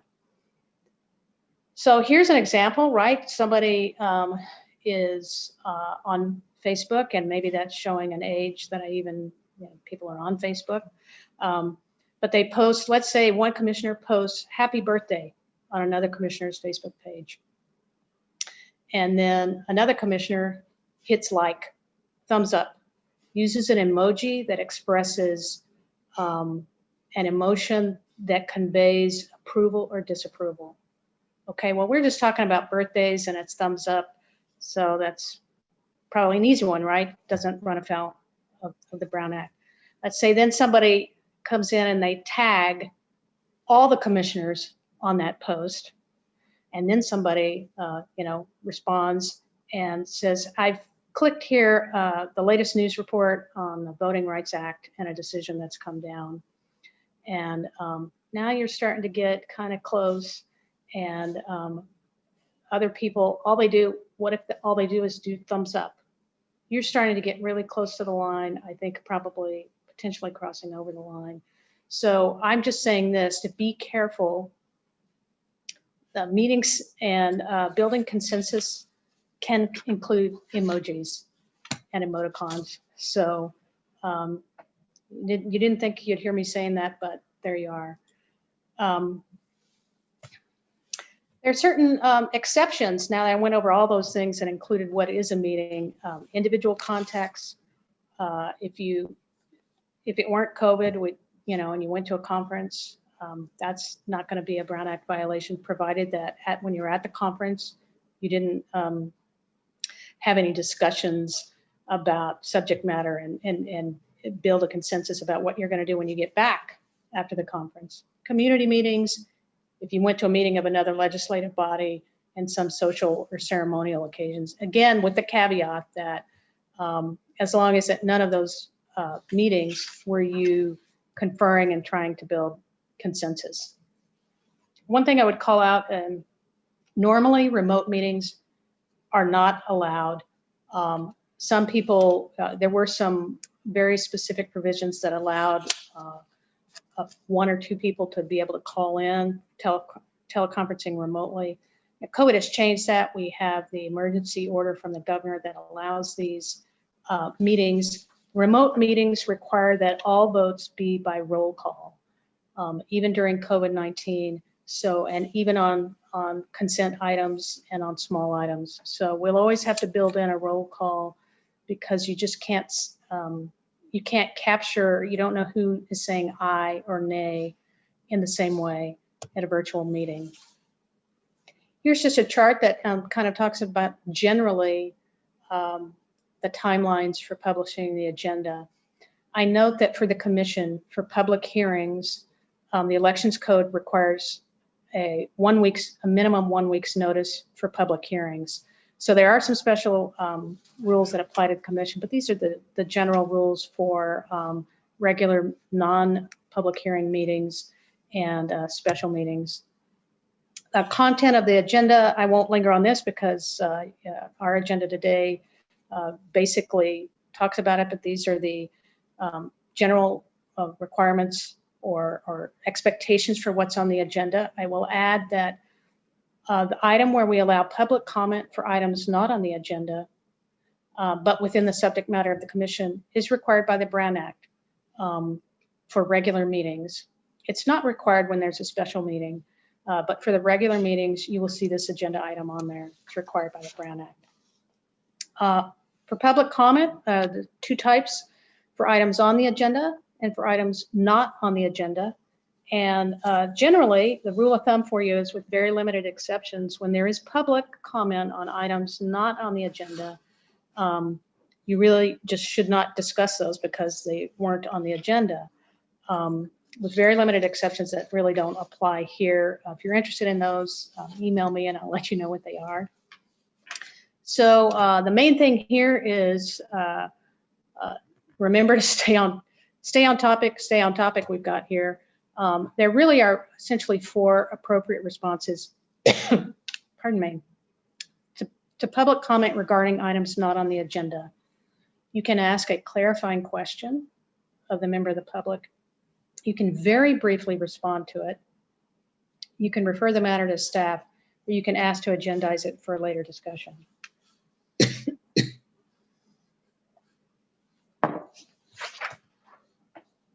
The public has a right to comment. They're entitled to speak for the time set by the body. Pardon me.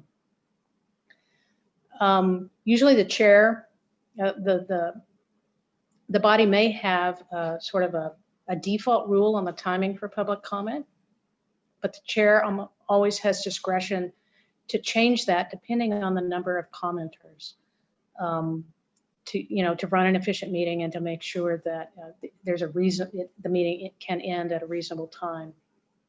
Public commenters should not be interrupted unless they cross over into threats of violence, incitement of violence, or extreme obscenity.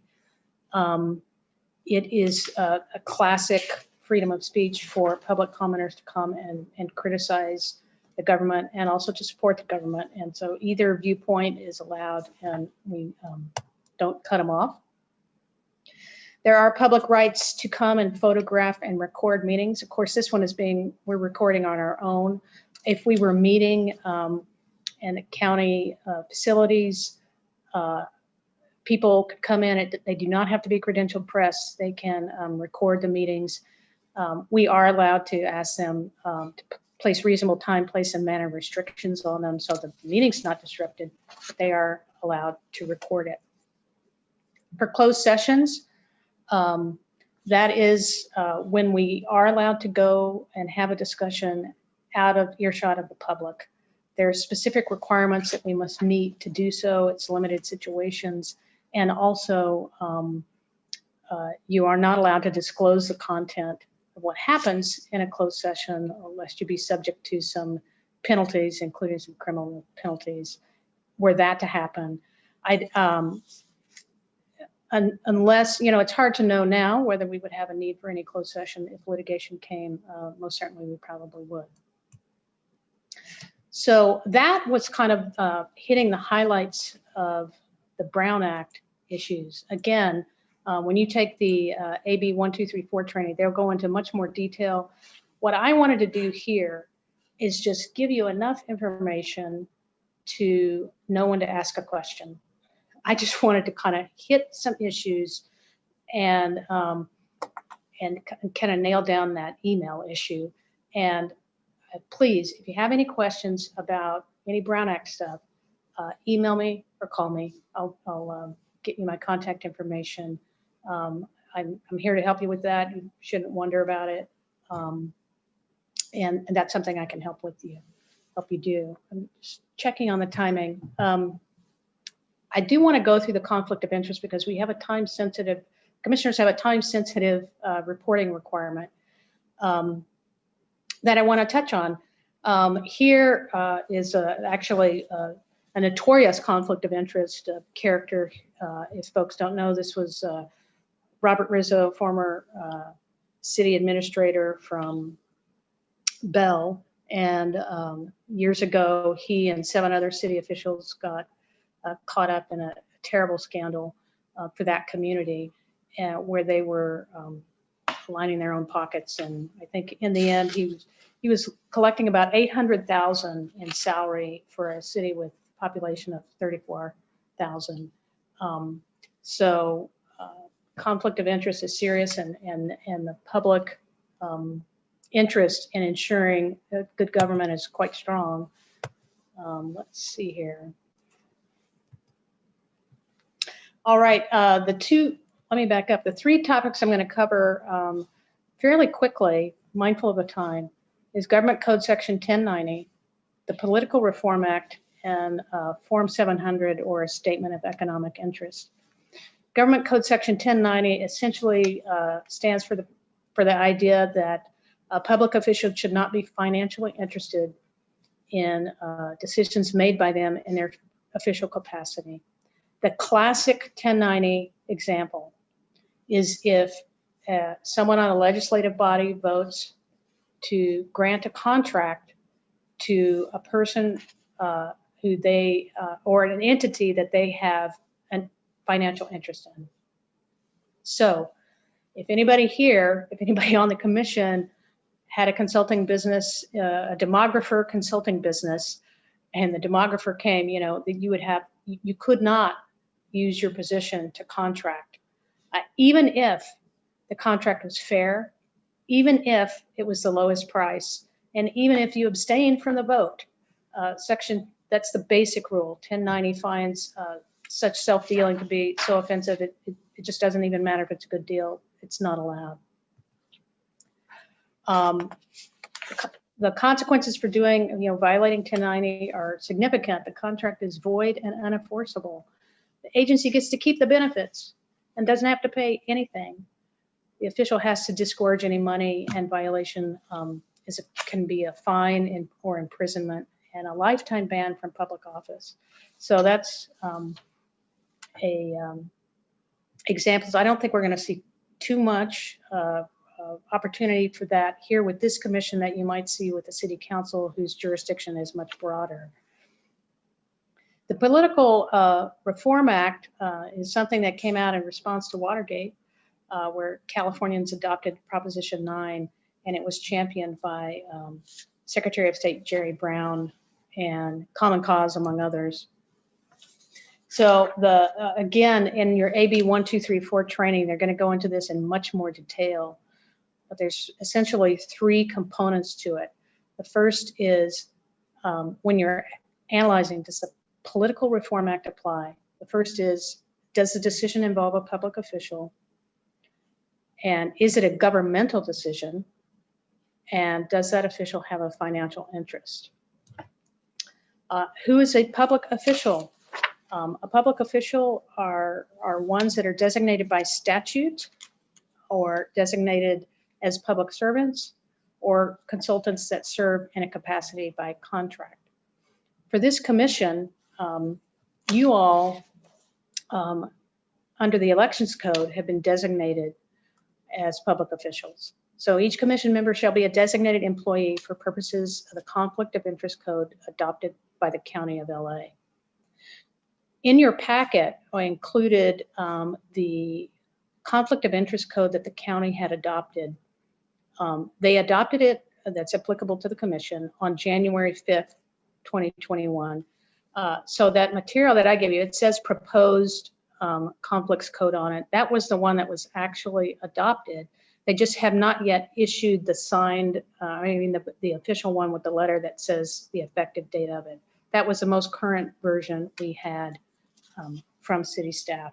So you need to take a look at that code because it designates all the types of disclosures that the commissioners need to make. And it also includes disclosures that the executive director and your outside counsel will need to make on a Form 700, which is a statement of economic interest. So the deadline here for you as a designated employee to file a Form 700 is within 30 days of the adoption of the conflict code by the county. So that's going to be here no later than February 5th, 2021. You should submit your completed Form 700s to me. I will send you an email about this. Galen and I will help track this. You send your forms, 700 forms. I'm collecting them, and then we will then get them to the county. These will be public records. It is a mandatory requirement.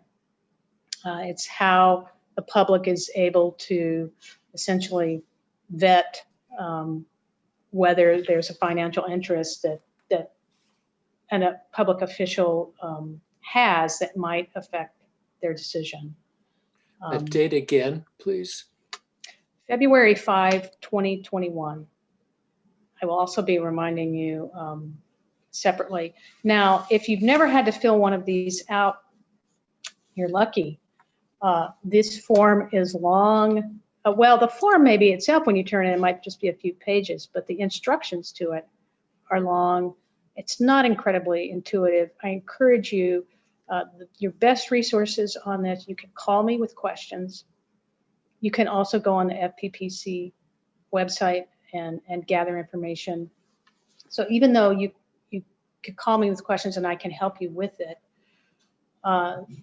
I can't, I'm not your official, I'm not your attorney of record inviting you personally on your financial disclosure, but I can help you with basic questions about, you know, what community property do I need to disclose my spouse's income, or, you know, what about my residence, that kind of thing. Please reach out to me and I can help you get through that. Commissioner Williams has a question. Yes. I'm just wondering, well, we need to file it this year.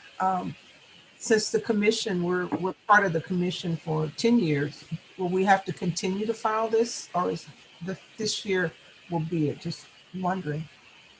Well, that's actually an excellent question. I'm glad you asked it, because oddly, the way the elections code is written, you all remain commissioners until the next commissioners are sworn in, which is 10 years from now. But this is where I think we have to bring a reasonable interpretation to the law. And I believe that my sense is that as long as the commission is active, you should file it annually. And when I say active, if, for example, there were a lawsuit that was filed that challenged the lines, and a court concluded you have to redraw the lines, and you were back at it in year 2 or 3. That's what I mean by as long as you're active.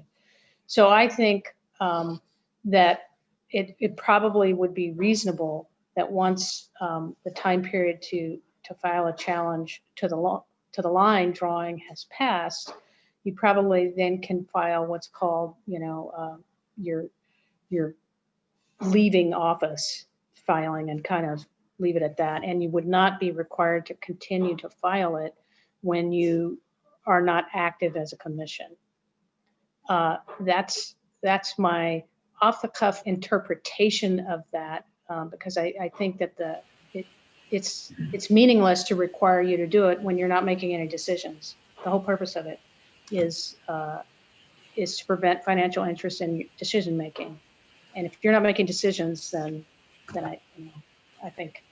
And I'm assuming that you and or Gala will let us know if we're required to file it after this initial one, 2021. Absolutely. I will reach out to you, and I will be your reminder. I'll say, okay, here we are. We're still at it.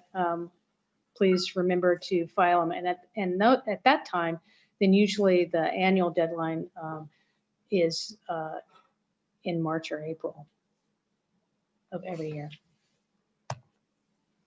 So a financial interest, I won't go into this in much detail because there's all types of financial interests. Again, if you're sitting on a city council, all of these types of interests would make a big difference. Here on the commission, I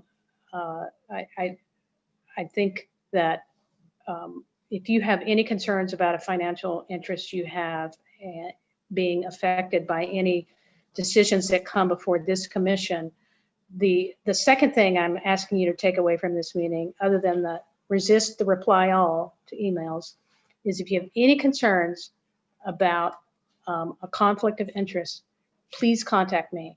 Reach out to me as soon as you have any concerns about it. Of all the things, conflict of interest advice is very situational. It is very specific. The rules are very complicated. It's not the kind of advice that's easily given the last minute question on the dais. When that happens, almost inevitably, my advice would probably be to have you abstain just out of a abundance of caution. But perhaps if you had come earlier, I could evaluate and say, oh no, you don't have to worry about that, and you could participate in the decision. So that's the other takeaway. If you have concerns about conflicts of interest, please reach out to me, because I absolutely can advise you on it. Here are kind of the steps to do when there is a conflict of interest.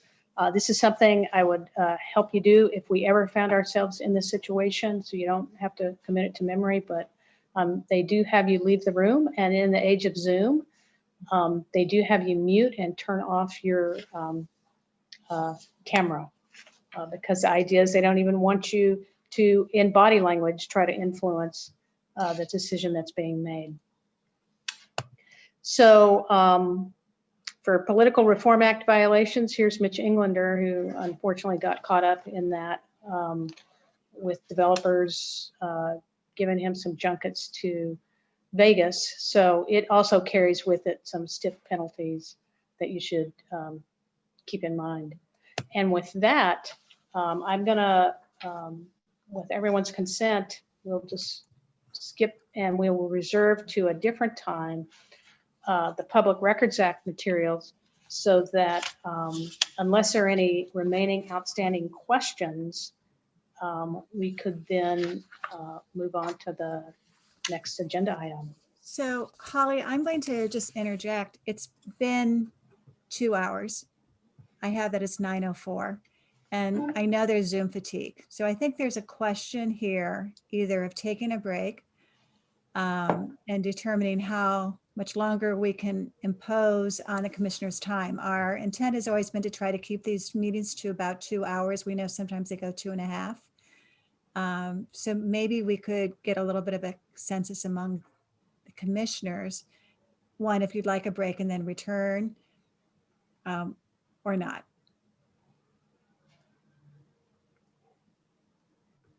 I see Commissioner Mendoza's hand. Question, is there critical material or decisions that must be made tonight, beyond what's taken place thus far? My agenda items can wait. It's really the legal overview. So go ahead, Holly. I think that it would be good to at least open the discussion on the bylaws, because we had always anticipated that the discussion of the bylaws would take more than one meeting. I do think it is important for the commission to kind of start to settle on those rules of operation earlier. So my recommendation is that you at least have me present the staff report, and you can take public comment. And then I know there are going to be questions. I expect there's going to be feedback. And if we could get some feedback this week, we can advance the ball a bit further next week, bringing back a different draft or responding. So I would urge you to try to make a go of at least the first pass through the bylaws, and you don't have to make it all the way through. Commissioner Holtzman. Yeah, I would like a break, and I would like to get through the public comments, because I know there are people out there who want to make public comment on this issue. 2 hours has been a lot. I'm just about to finish an Atkins bar you may have seen me eating to stabilize my blood sugar. So everybody might want a break to be able to go to their kitchen and grab something. No, I understand. Other commissioners? Are people comfortable? Did I see another hand? Commissioner Morales, did you have a comment? Yeah, I was going to say, if we can just take a break, just enough time to stretch and do whatever we need to do and come back a little more alert. So I have that it's 9:07. I'm going to post, because it is live on YouTube, that we are taking a 5-minute recess. So why don't we try to come back? I have 9:07, but by 9:15.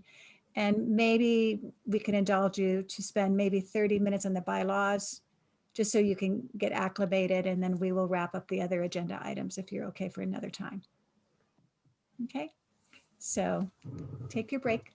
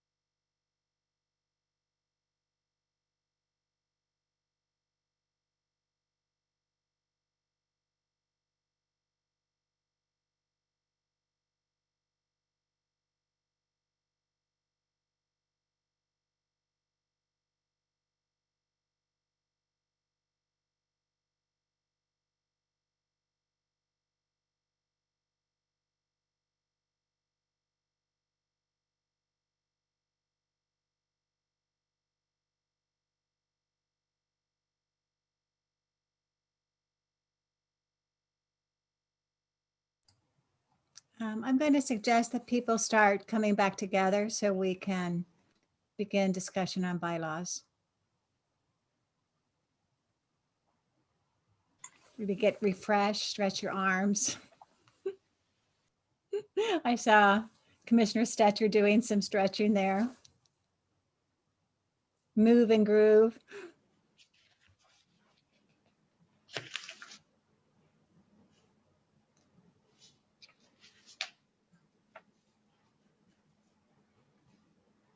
Okay, Holly, I'm going to sort of watch the time because I think we will wear folks out. And Yes. if all the commissioners are comfortable, we'll conclude after the bylaws and the public comment on the bylaws, because I think there's one individual who would like to speak on that so we can hear them tonight. And I'll turn it over to you. Okay. With my being mindful of the time, I'm going to keep my staff presentation on this very short. I did circulate a staff report and a draft set of bylaws. And then earlier today, I sent around a red line version of the bylaws where I made some minor corrections. But essentially, just from the start, I want to say that although I had highlighted certain portions in the staff report and then literally highlighted certain portions in the draft bylaws, the bylaws are entirely open. So you can discuss items whether they are highlighted or not.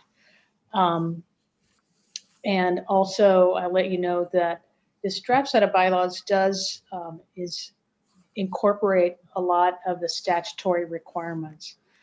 There can be two philosophies on bylaws, one where they like to incorporate all those statutory rules and one where they may just want to have a slimmer set of bylaws.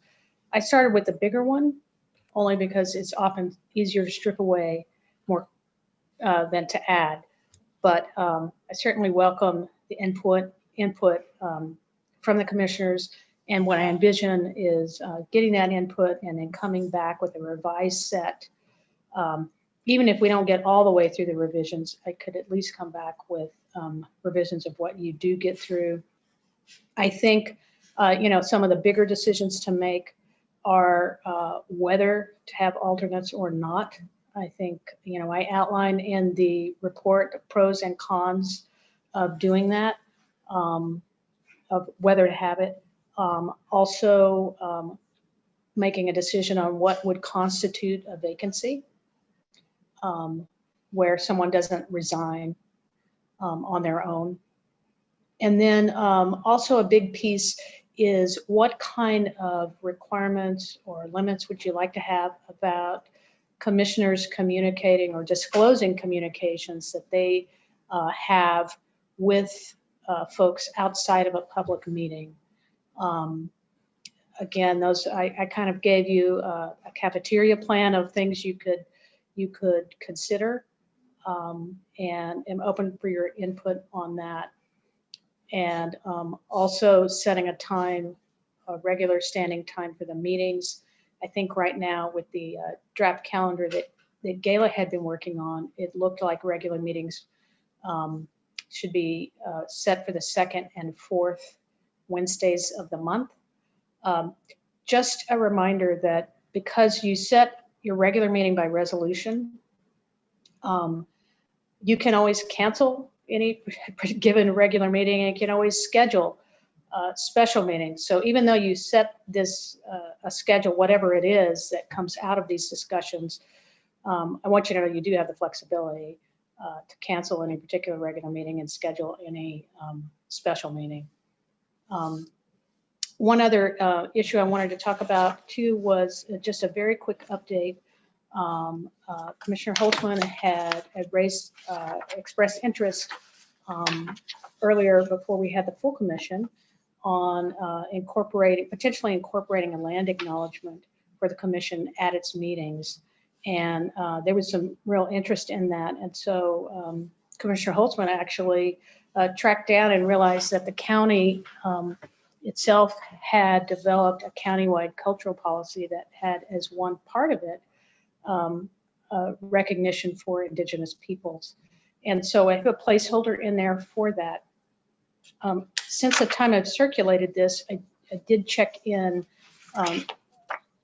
with county staff on the status of that, because to see, as Commissioner Holzman had said, if maybe we don't have to reinvent the wheel here. And I did check with them and heard back just day before yesterday that they anticipate it would coming back to the board with their implementation by the end of this year. So unfortunately, our thought that maybe we could piggyback on that is a little bit shifted, but that's sort of the status on that. I wanted to get that information out there to everybody. And I think with that, Commissioner Holtzman has a question. Yes. It's not really a question, it's a comment. I don't think that necessarily has to be in the bylaws that we shall do that. It could be up to the chair when setting the agenda or something like that. As a custom and practice, not necessarily a rule. Absolutely understood. So are there any other sort of preliminary clarifying questions before we move to public comment and then bring it back to you for your full discussion? Seeing none, I think, Ty, I know we have at least one public commenter on this item. So we have one public commenter under the Zoom ID Mark Polak, but name Grace Peng on agenda item 7E on behalf of the League of Women Voters of LA County. And so Grace Peng, I will make you temporarily a panelist. Then please open your mic, and if you're comfortable and able to, share your video. And then you will have 1 minute to make your comment, and I will set the timer momentarily. Okay. Good evening. I'm Grace Peng, and I'm speaking for the League of Women Voters. Can you hear me? Yes. Okay. I'm speaking for the League of Women Voters of Los Angeles County. I'm speaking on agenda number 7, the draft of the bylaws. The agenda packet dropped quite late, just a day before this meeting, and I feel that the public has not had enough sufficient time to review and provide comment on the suggested bylaws, and they also seemed incomplete. They had blank items that were to be filled in later. So I urge you not to adopt the draft bylaws this evening. Because of the rigid 1 minute limit on public comment, I can't welcome you as I would like to, but we're delighted to see the commission formed and ready to begin work. And again, the League of Women Voters would urge you to increase the public comment period from time to greater than 1 minute, especially because we're going to be speaking about such technical matters. It's going to take more than 1 minute to explain a lot of them. Thank you. And we currently have no other public comments requests. If I may add, one of the items I was going to suggest at the end of this meeting is really 2 items, because we're very dependent upon building strong partnerships with the League of Women Voters and many, many other community groups, both for the public outreach, for the mapping, for the whole process. So I was going to suggest to you all that you might consider that we have a larger chunk of time at the end of a meeting for community groups to present formally to you and give them more time. I was also going to propose that in February, we might run sort of a workshop, where we bring together the various community groups, we get their input on the public access plan. And again, could have more time working with them, because we are very sensitive to the precious time of everyone. I believe there's a hand up, Commissioner Maeda. Yes, before the meeting began, I think we got an email saying that there was a written public comment. I don't think it necessarily related to the bylaws, but I wanted to make sure that that got considered at some point.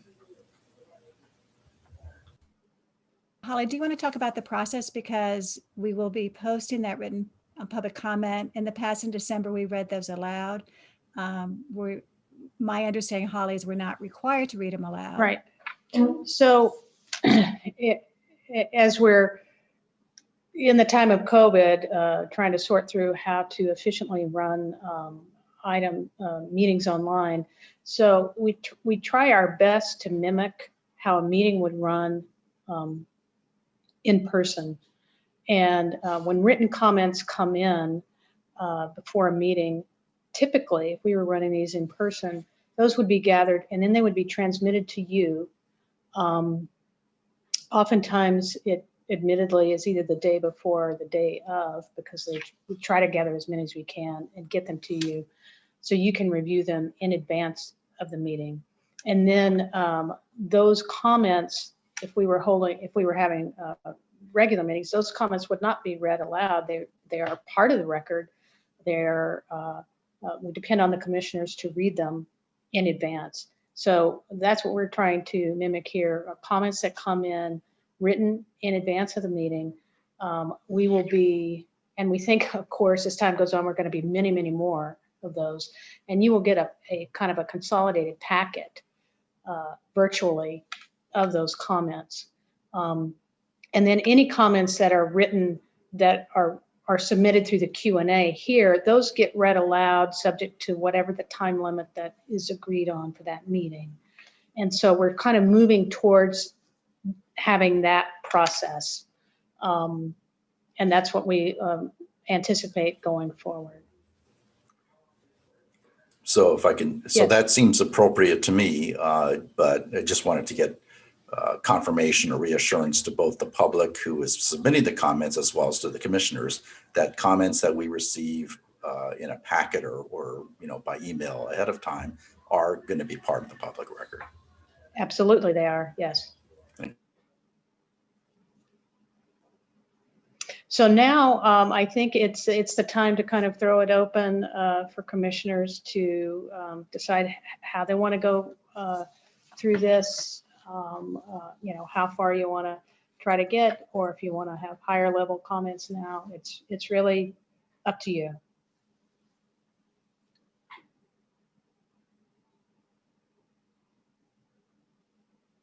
Commissioner Wong, I think, has her hand up. Yes, thank you, Holly. So I just have a question. Did you have a plan of how to go through this, where you're going to go through it, the bylaws one by one? Or did you want us to raise issues or questions that we had for different sections? I'm open to either approach. So if you've got a method, let it go. It may make sense for us to take it article by article. In which case, yeah, it seems like if you want to just go article by article to see if anybody has comments, then if I had a comment on a certain section, then would chime in. Okay. With everybody's agreement, we'll start marching through. We'll see how far we get, and Gayla will flag us down when we start to flag. Starting with, excuse me, Holly. Commissioner Franklin's hand was up as well. Yes. Oh, all I was getting ready to say was that I agree. If Holly could go over article by article, one at a time, and it's my understanding as well as we will not complete this evening, that it will take at least 2 meetings. And the public comment that was made, since the public did not get the agenda until 1 or 2 days ago, if I'm wrong, and they are requesting, or the public comment is indicating that we not ratify any bylaws today, which I don't think we're going to do tonight anyway. So it's my understanding, or I'm assuming, that if we get through as much as we can tonight, considering that it's almost 9:30, I would believe that we could probably go through until 10 o'clock. and then adjourn and then pick up at the next meeting. That seems like a good plan, and with that in mind, and absolutely there will not be any final ratification. This will be a work in progress, and that will return next week, certainly. And with that in mind, looking at Article 1 is just a general statement of authority. I did highlight the acronym CRC because there was somebody had raised a concern about should we come up with a better acronym, because that is, I believe, what the state uses, although I'm not entirely sure. So I just highlighted that if anybody had any comments. Otherwise, we'll leave it at that. Yes, Commissioner Holtzman. A couple things on this. One, I'm not sure if bylaws need to have a statement of authority. Two, I'm not sure that the sentence here really is a statement of authority, because it doesn't mention authority. And then three, in terms of abbreviations, yeah, I think it would be nice to come up with another abbreviation. Our official name is the County of Los Angeles Citizens Redistricting Commission. So I would suggest COLA, C lowercase o, LA, and then a space, and then CRC. This would be the COLA CRC, but we wouldn't have to put in the COLA all the time, as long as everybody knew we were referring to the County of Los Angeles Citizens Redistricting Commission. There's a similar commission in San Diego. We can differentiate that because it's got the word independent instead of citizens. But yeah, to distinguish from the state and from a possible later City of Los Angeles Redistricting Commission, which I would suggest we would call then CI, with little I, LA, CRC. I would suggest on the abbreviation it would be COLA space CRC, but that's nothing we're going to decide tonight. But as long as you brought it up, I thought I'd bring that up. So anyway, if we're going to have a statement of authority, let's have the statement say where our authority comes from instead of saying why we're formed. Okay, any other input on that one? Do you have some suggested language, Commissioner Holtzman? No, because I think we can do without it, but. I think this statement is clear. It points to the statute that creates the commission, and if you read the statute, it defines the authority, so I think it's probably not the one that we need to spend the most time discussing, Article 1. But. Commissioner Morales. Yes, Commissioner Morales.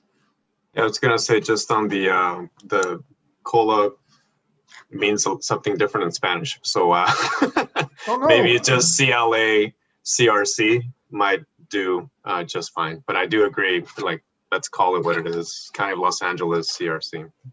I'm going to Google that later. Yes, please. Okay.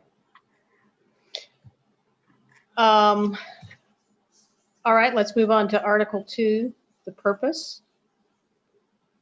That just generally describes the role. It also describes in that last sentence that it's independent from the influence of the board. In drafting that, I just thought it was good to call that out in the bylaws. Yes, Commissioner Holtzman. Sorry, but I couldn't find the language for a lot of this paragraph in the actual statute. I would prefer that we quote the statute for something like this, and by section number and subsection, whatever. I didn't see anything about the rebalancing and all, increasing accountability of elected officials. I think we should just use the statutory language here.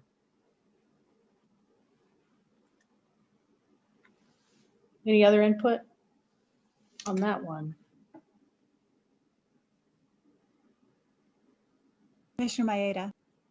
I don't know whether any other commissioner, how they reacted to this line, but the idea of adjusting the boundaries, does that suggest more of a limitation on our power than is the case. I mean, it's my understanding we can draw whatever boundaries we want to. I don't have a strong feeling about it, but it just makes it sound like we might just be tinkering around the edges based on what we currently have. We can certainly change the just to draw. I don't know if that would. I personally would prefer it. Yes, okay.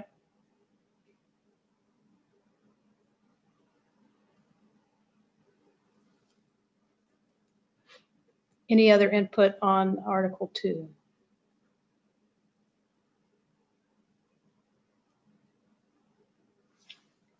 All right. Commissioner Wong, did you have your?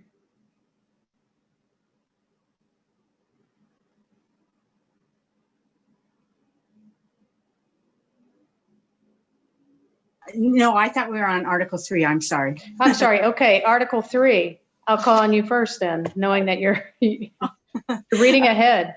Yeah, I guess I was jumping ahead. Sorry about that. No, go ahead. For section 3.0, 3.0, let's see, 3.07, I think, where it's talking about translation. I think you're talking about interpretation, because usually, interpretation refers to kind of providing oral language services, which is what I think that you're referring to if you're referring to providing an interpreter at a public meeting. So, because translation usually refers to translation of written materials. And so I guess I would just change that to interpretation. And also, I don't know if we want to put in here somewhere where if somebody needs materials in other languages, how we are expecting to handle that. Just for context, and certainly we can change translation to interpretation. For context, the language here in section 3.07 is lifted directly from the statute, which is not to say that in our bylaws we can't change it, but to provide context there. And I think Gayla has, do you have some information about the written translations? To be clear, this provision was for providing for the interpretation at a meeting. So next week, I'll go over the calendar. And there are going to be 7 public hearings in the spring, which has to happen before you start drawing any maps. Then you get the software, we get the census data, people start drawing maps, the public starts submitting plans, you start reviewing those plans, you have them come and present to you. That'll be probably late August, September, based on our estimates of when we might get the census data. You'll have 2 more public hearings in October, probably around that time period, and then which will be on your proposed plans. You can put out 1 or 2 options or whatever. And then by November, you should come together on what the final redistricting plan is so that it can then be documented and issued by December 15th. The 2 public hearings were required by law to have interpreters present if we're asked within 24 hours. And there's some, I think 7 or 8 threshold languages. And I have reached out to a translation service to provide those services. We'll go into this more with the public access plan. We will have press kits, which we will have translated written documents into multiple languages that would then have content for distribution dissemination. And again, we'd do those in multiple languages. The CRC website will be using Google Translate, which opens up many more languages to give greater access to members of our county. So does that answer your question, Commissioner Wong? As part of it, I think we might want to provide better language access for the public, but I don't want to try to take up time here about that. But I may have suggestions as to how to do that that I can propose later. Okay, that'd be great. We love your input I know many of you will be very helpful when we get into that. Okay, thank you. Okay, great. Any other comments in Article 3? Commissioner Maeda? Just in 3.09, again, and adjusting to drawing. Okay. And I think Commissioner Holtzman, I saw your hand up. Hello. So there's one thing that's really confusing about this Article 3, and that's that it uses so much language from the statute, but it doesn't use the same numbering system as the statute. Numbers and letters are all different. So again, let me state my strong preference that we quote statutory language and cite it by the same numbering system and lettering system that the statute uses. Because I mean, a lot of this maps the statute sections, but with different letters and numbers. So maybe by next time we could, get them to match somehow, or just say, as stated in this section, blah, blah. Okay. And again, I don't even know how much of a statement, if the statement needs to be this long. You, in your presentation, said there are two schools of thought here. Do you put everything in, or you just reference the statute? So I could go either way, but I think I prefer the shorter way, but leave that to group discussion, obviously. Yes, Commissioner Stetcher. Just to clarify, Commissioner Holtzman, you're not talking about changing 3.01A subparagraph 1. You're talking about within those citing the statutory section where the language is taken from, right? No, I'm saying renumber it so it matches the statute. Because But then it has no structure of its own. Then it's no longer 3.01 because in the statute it's 125.6. You just say as stated in statute, and then cite the statute instead of subdividing it with all these crazy numbers and letters. I mean, the whole article can be that way. Because you want to be able to look at the bylaws and the statute and go between them easily. Commissioner Sara Soto, your hand is up. On that, I'm still formulating my thought around this, but I think in my initial reading of the bylaws, I think of what is a way to ensure that the language is accessible to community. And so, what is the compromise between using code and using language that is accessible and understood by a broader community?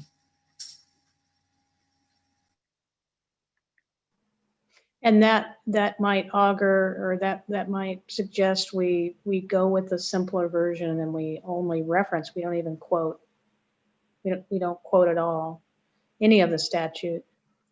And so there may be a preference to go with the shorter version where we're just talking about the rules that the commission itself is setting up without reference, or with minimal reference, quotation of the other statutes. And so what? I mean, I think I agree with Commissioner Soto that the bylaws, they read in a simpler format without lots of cross-referencing embedded in the actual sentence language, but you can always just put the state code, state law section at the end of each one, right? So 3.09A, the plan shall be subject to referendum the same manner as ordinances, give the code section, election code section 21501A or whatever, right? So I think there's a way to have it flow as simply as it does as currently drafted, while still including those cross references to the state elections code if that feels important. I think the reference at the outset of the paragraph is sufficient, but understand that others might want to be able to easily reference the specifics of the state elections code.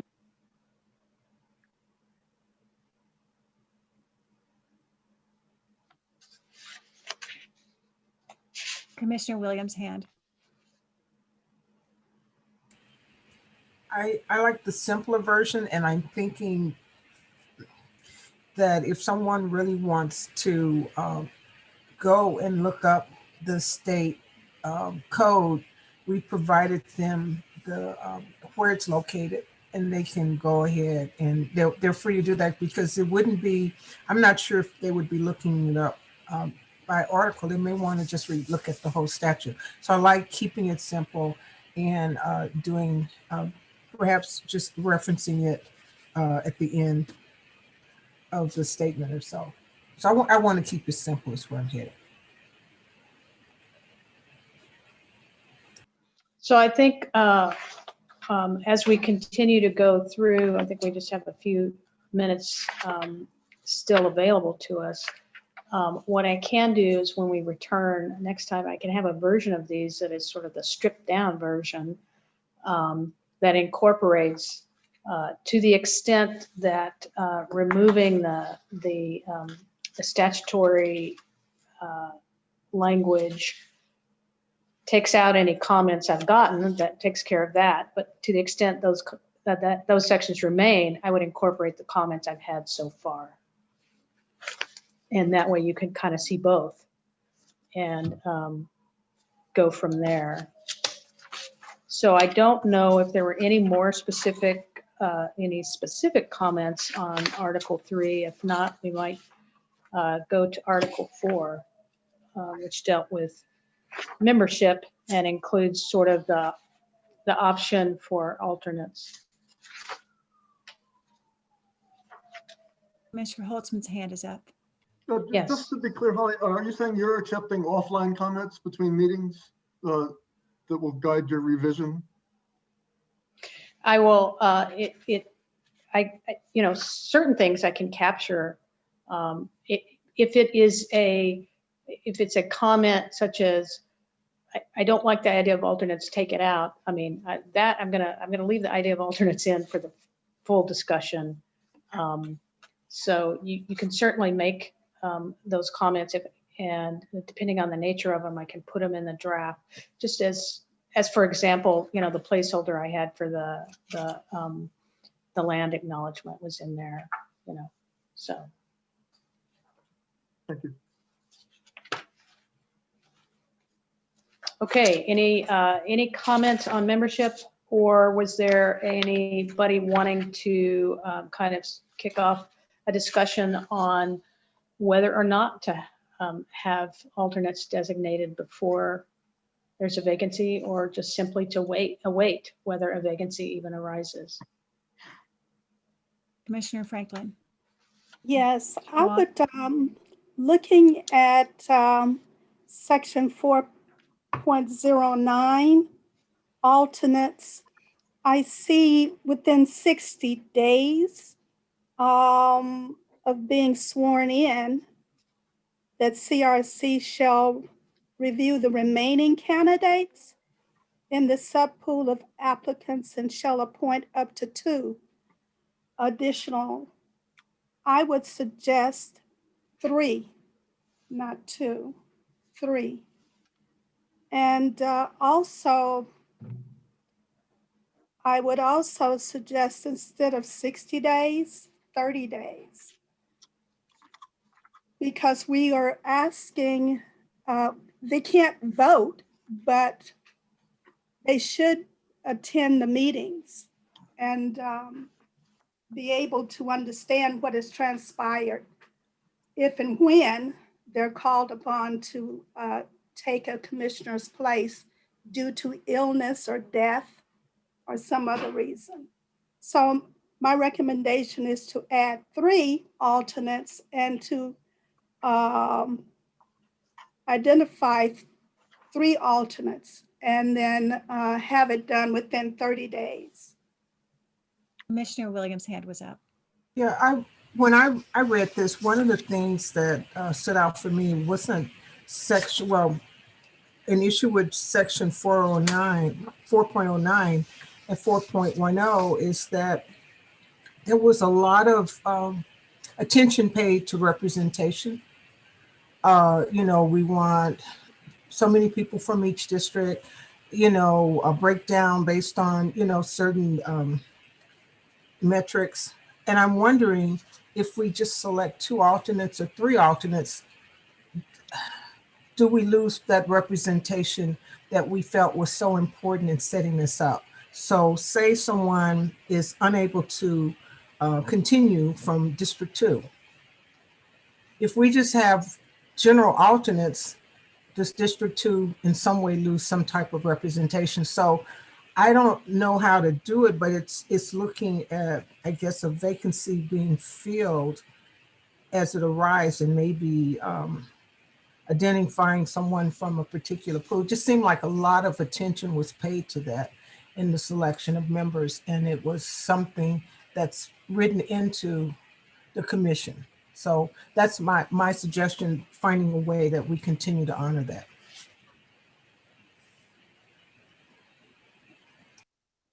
Commissioner. Bento. Oh. Commissioner Bento? So just one suggestion that I would make, I think something to consider would be maybe looking at one alternate for each district. And then if something changes within that district, that is the alternate that fills it. So that's the deciding factor. What I mean, when I'm just trying to say this is, if we just pick 2 or 3, well, what happens if one district loses someone and that district then doesn't have proper representation? So I just wanted to put the commission to think about that in terms of, and that would be an easy selection process as to who would actually fill that opening seat versus us trying to decide of the 2, which one would we vote on. And I think that might put us in an awkward situation. So it's just something to consider.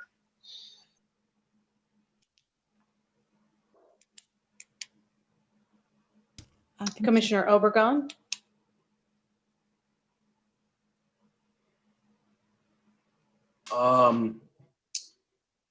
I guess what I'm questioning is the extra commissioners are, you know, would they be expected to attend the meetings as kind of like in a jury, that they're just the alternates and they're supposed to remain quiet until they get tapped? That's kind of a little bit, I don't know, inglorious, I guess, not for them to be part of it, but not be able to participate. So 5 might be a big number. I get it. The other, you know, I understand the logic, but also the 5 districts probably will be redrawn. And of course, what was the 5 districts is not going to be the 5 districts. So I think in selecting the second batch of 6, I think we kind of looked at people that were kind of close to the lines and kind of maybe zip codes that were almost touching both sides. And if we can, I don't know, keep it to 3, I think 5 might be a big number, and asking these alternates to be so noble and probably not get used at all, keeping that number small. But I do understand what we need alternate, because 9, we need 9 no matter what. And that might be 2 or 3 people might not be here, and we need 9 for a quorum. So we do definitely need some alternates. I'm guessing 3. Thank you.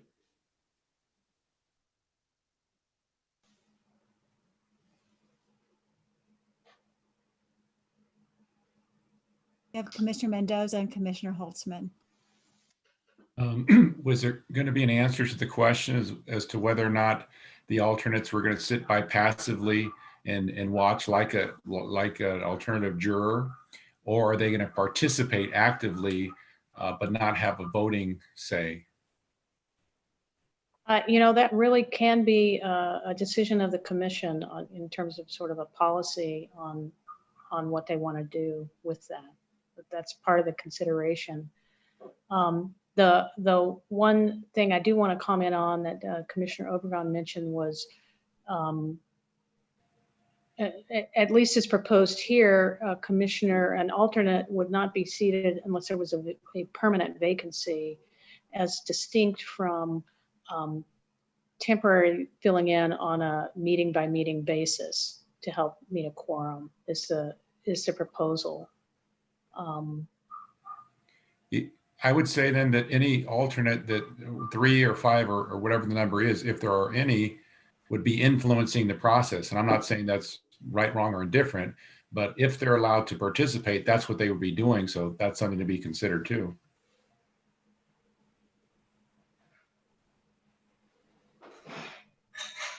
Commissioner Wong? Yes, thank you. Yeah, I think that it might be hard to find people who would be willing to be alternates if they didn't have some ability to participate in some ways. And actually, if they were required to attend the meetings, that's a big commitment.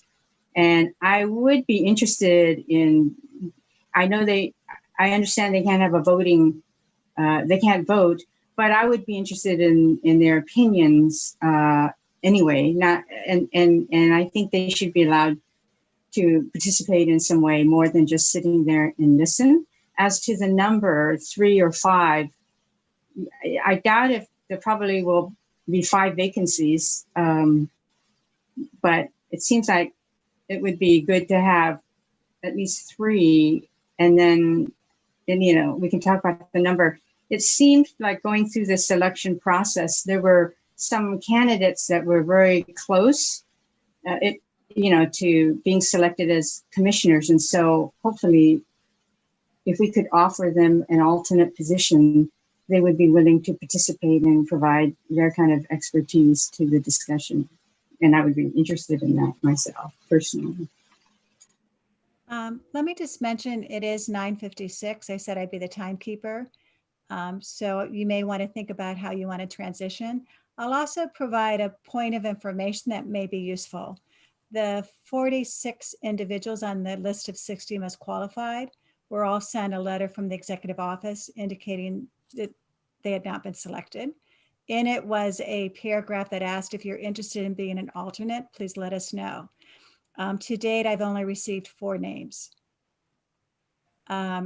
If you wanted to have more, we could certainly go out and survey them more focused on it, but that's just something for you to keep in mind. See, Commissioner Holtzman's hand is up. Thank you, Gayla. Also, Stetcher, your hand up too? We have Holtzman first and maybe Stetcher. Yeah, And I used the... Okay, here we go, real fast. This is, since we are reaching the end of the evening, I do want to recommend to my fellow commissioners that they check in with what's going on with the San Diego Commission, specifically the bylaws that they have already adopted, because I know they took a different approach to alternates in their adopted bylaws. So perhaps we all can do that before the next meeting, or have them prepared as part of the agenda packet of the San Diego bylaws shown to us. What was their approach? I don't remember exactly, so I don't want to misquote it right now. Sorry. I believe they do not have alternates. Commissioner Soto's hand was up, followed by Commissioner Orpanella Segura. What about my hand? I'm gonna. Okay.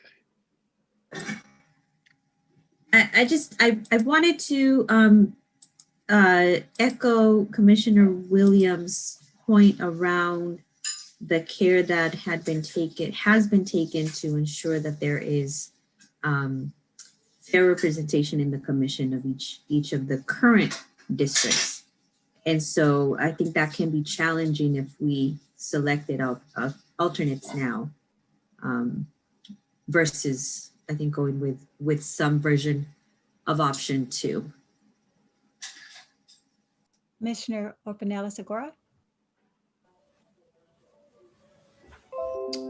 I'm not sure if it's disclosable, but those 4 names that you received indicating that they are interested in being, oh my gosh. Alternates. Alternates, thank you. Sorry, it's been a long day. Alternates, can we know what those names are? I'm not sure if that's legally possible.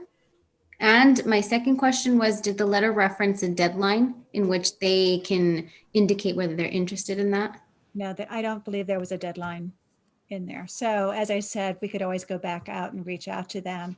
Holly, do you see a problem with me sharing the names? No, I don't see a problem.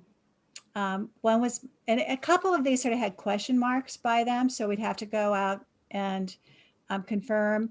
Molly Milligan would certainly consider, and I think she was among your group there.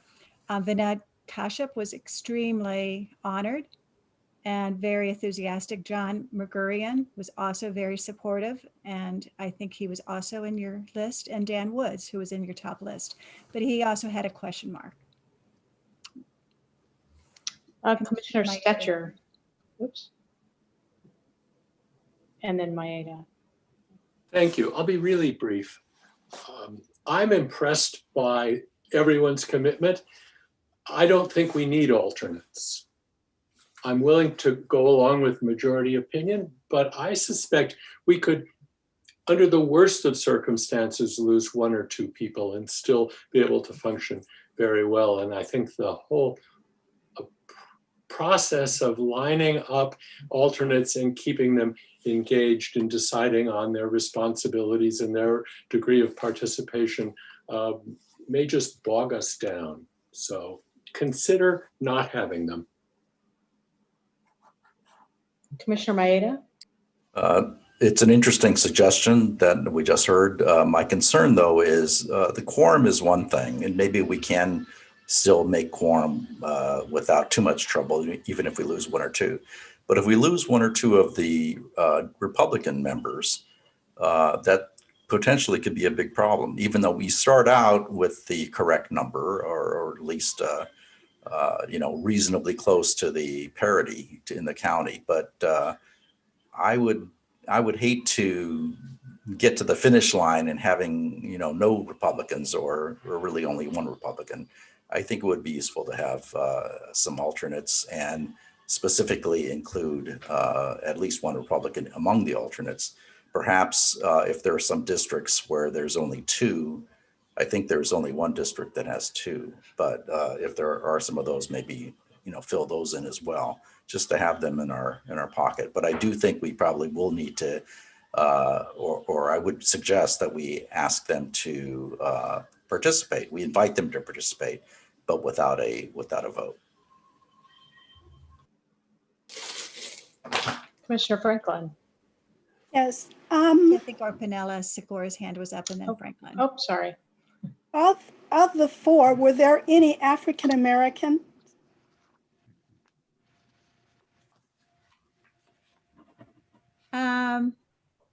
No. I can look it up. I think Vinod Kashyap would be possibly Indian. The other three, I believe, are white. Commissioner Orpanella Segura, I'm sorry, we took you out of order. Not a problem. It was a similar comment to Commissioner Maeda. And you do have the list of the 60 in the draft report I sent out. So that's the best way to confirm what they put on their applications. So Holly, you're at 10:02. Yes. And we really closed on these people's good nature, I think. But I think it started the conversation, the bylaws, which is really, really healthy. So right. Let me turn it over to you to wrap this up. Right. I think, I've gotten a direction. We don't need to take a vote on this. I'm going to come back with the revised version. That's going to be a stripped down, simpler version. And what remains, I will tweak per the comments tonight. I sense the issue of alternates remains open, so I'm just going to still leave those options on there. And of course, I won't touch the meeting issues or those things that we haven't gotten to, except to simplify them. And so I think with that, we can conclude this item. I've got direction, and we can go on from here. Commissioner Soto's hand just went up. Just a clarifying question. In between now and the next meeting, when you will share, or prior to that, when you'll share an updated version of these bylaws, can we send you questions or comments? Absolutely. I Okay. will share, I'll email. You probably should have my contact information already on some prior emails that Gayla has probably copied me on, and she distributed the agenda packet. But I'll also send a separate one. You can always feel free to email or call me. Commissioner Williams? Just quickly, I did not get you said you sent out another copy of the bylaws today that were redlined or something. I didn't get that. So.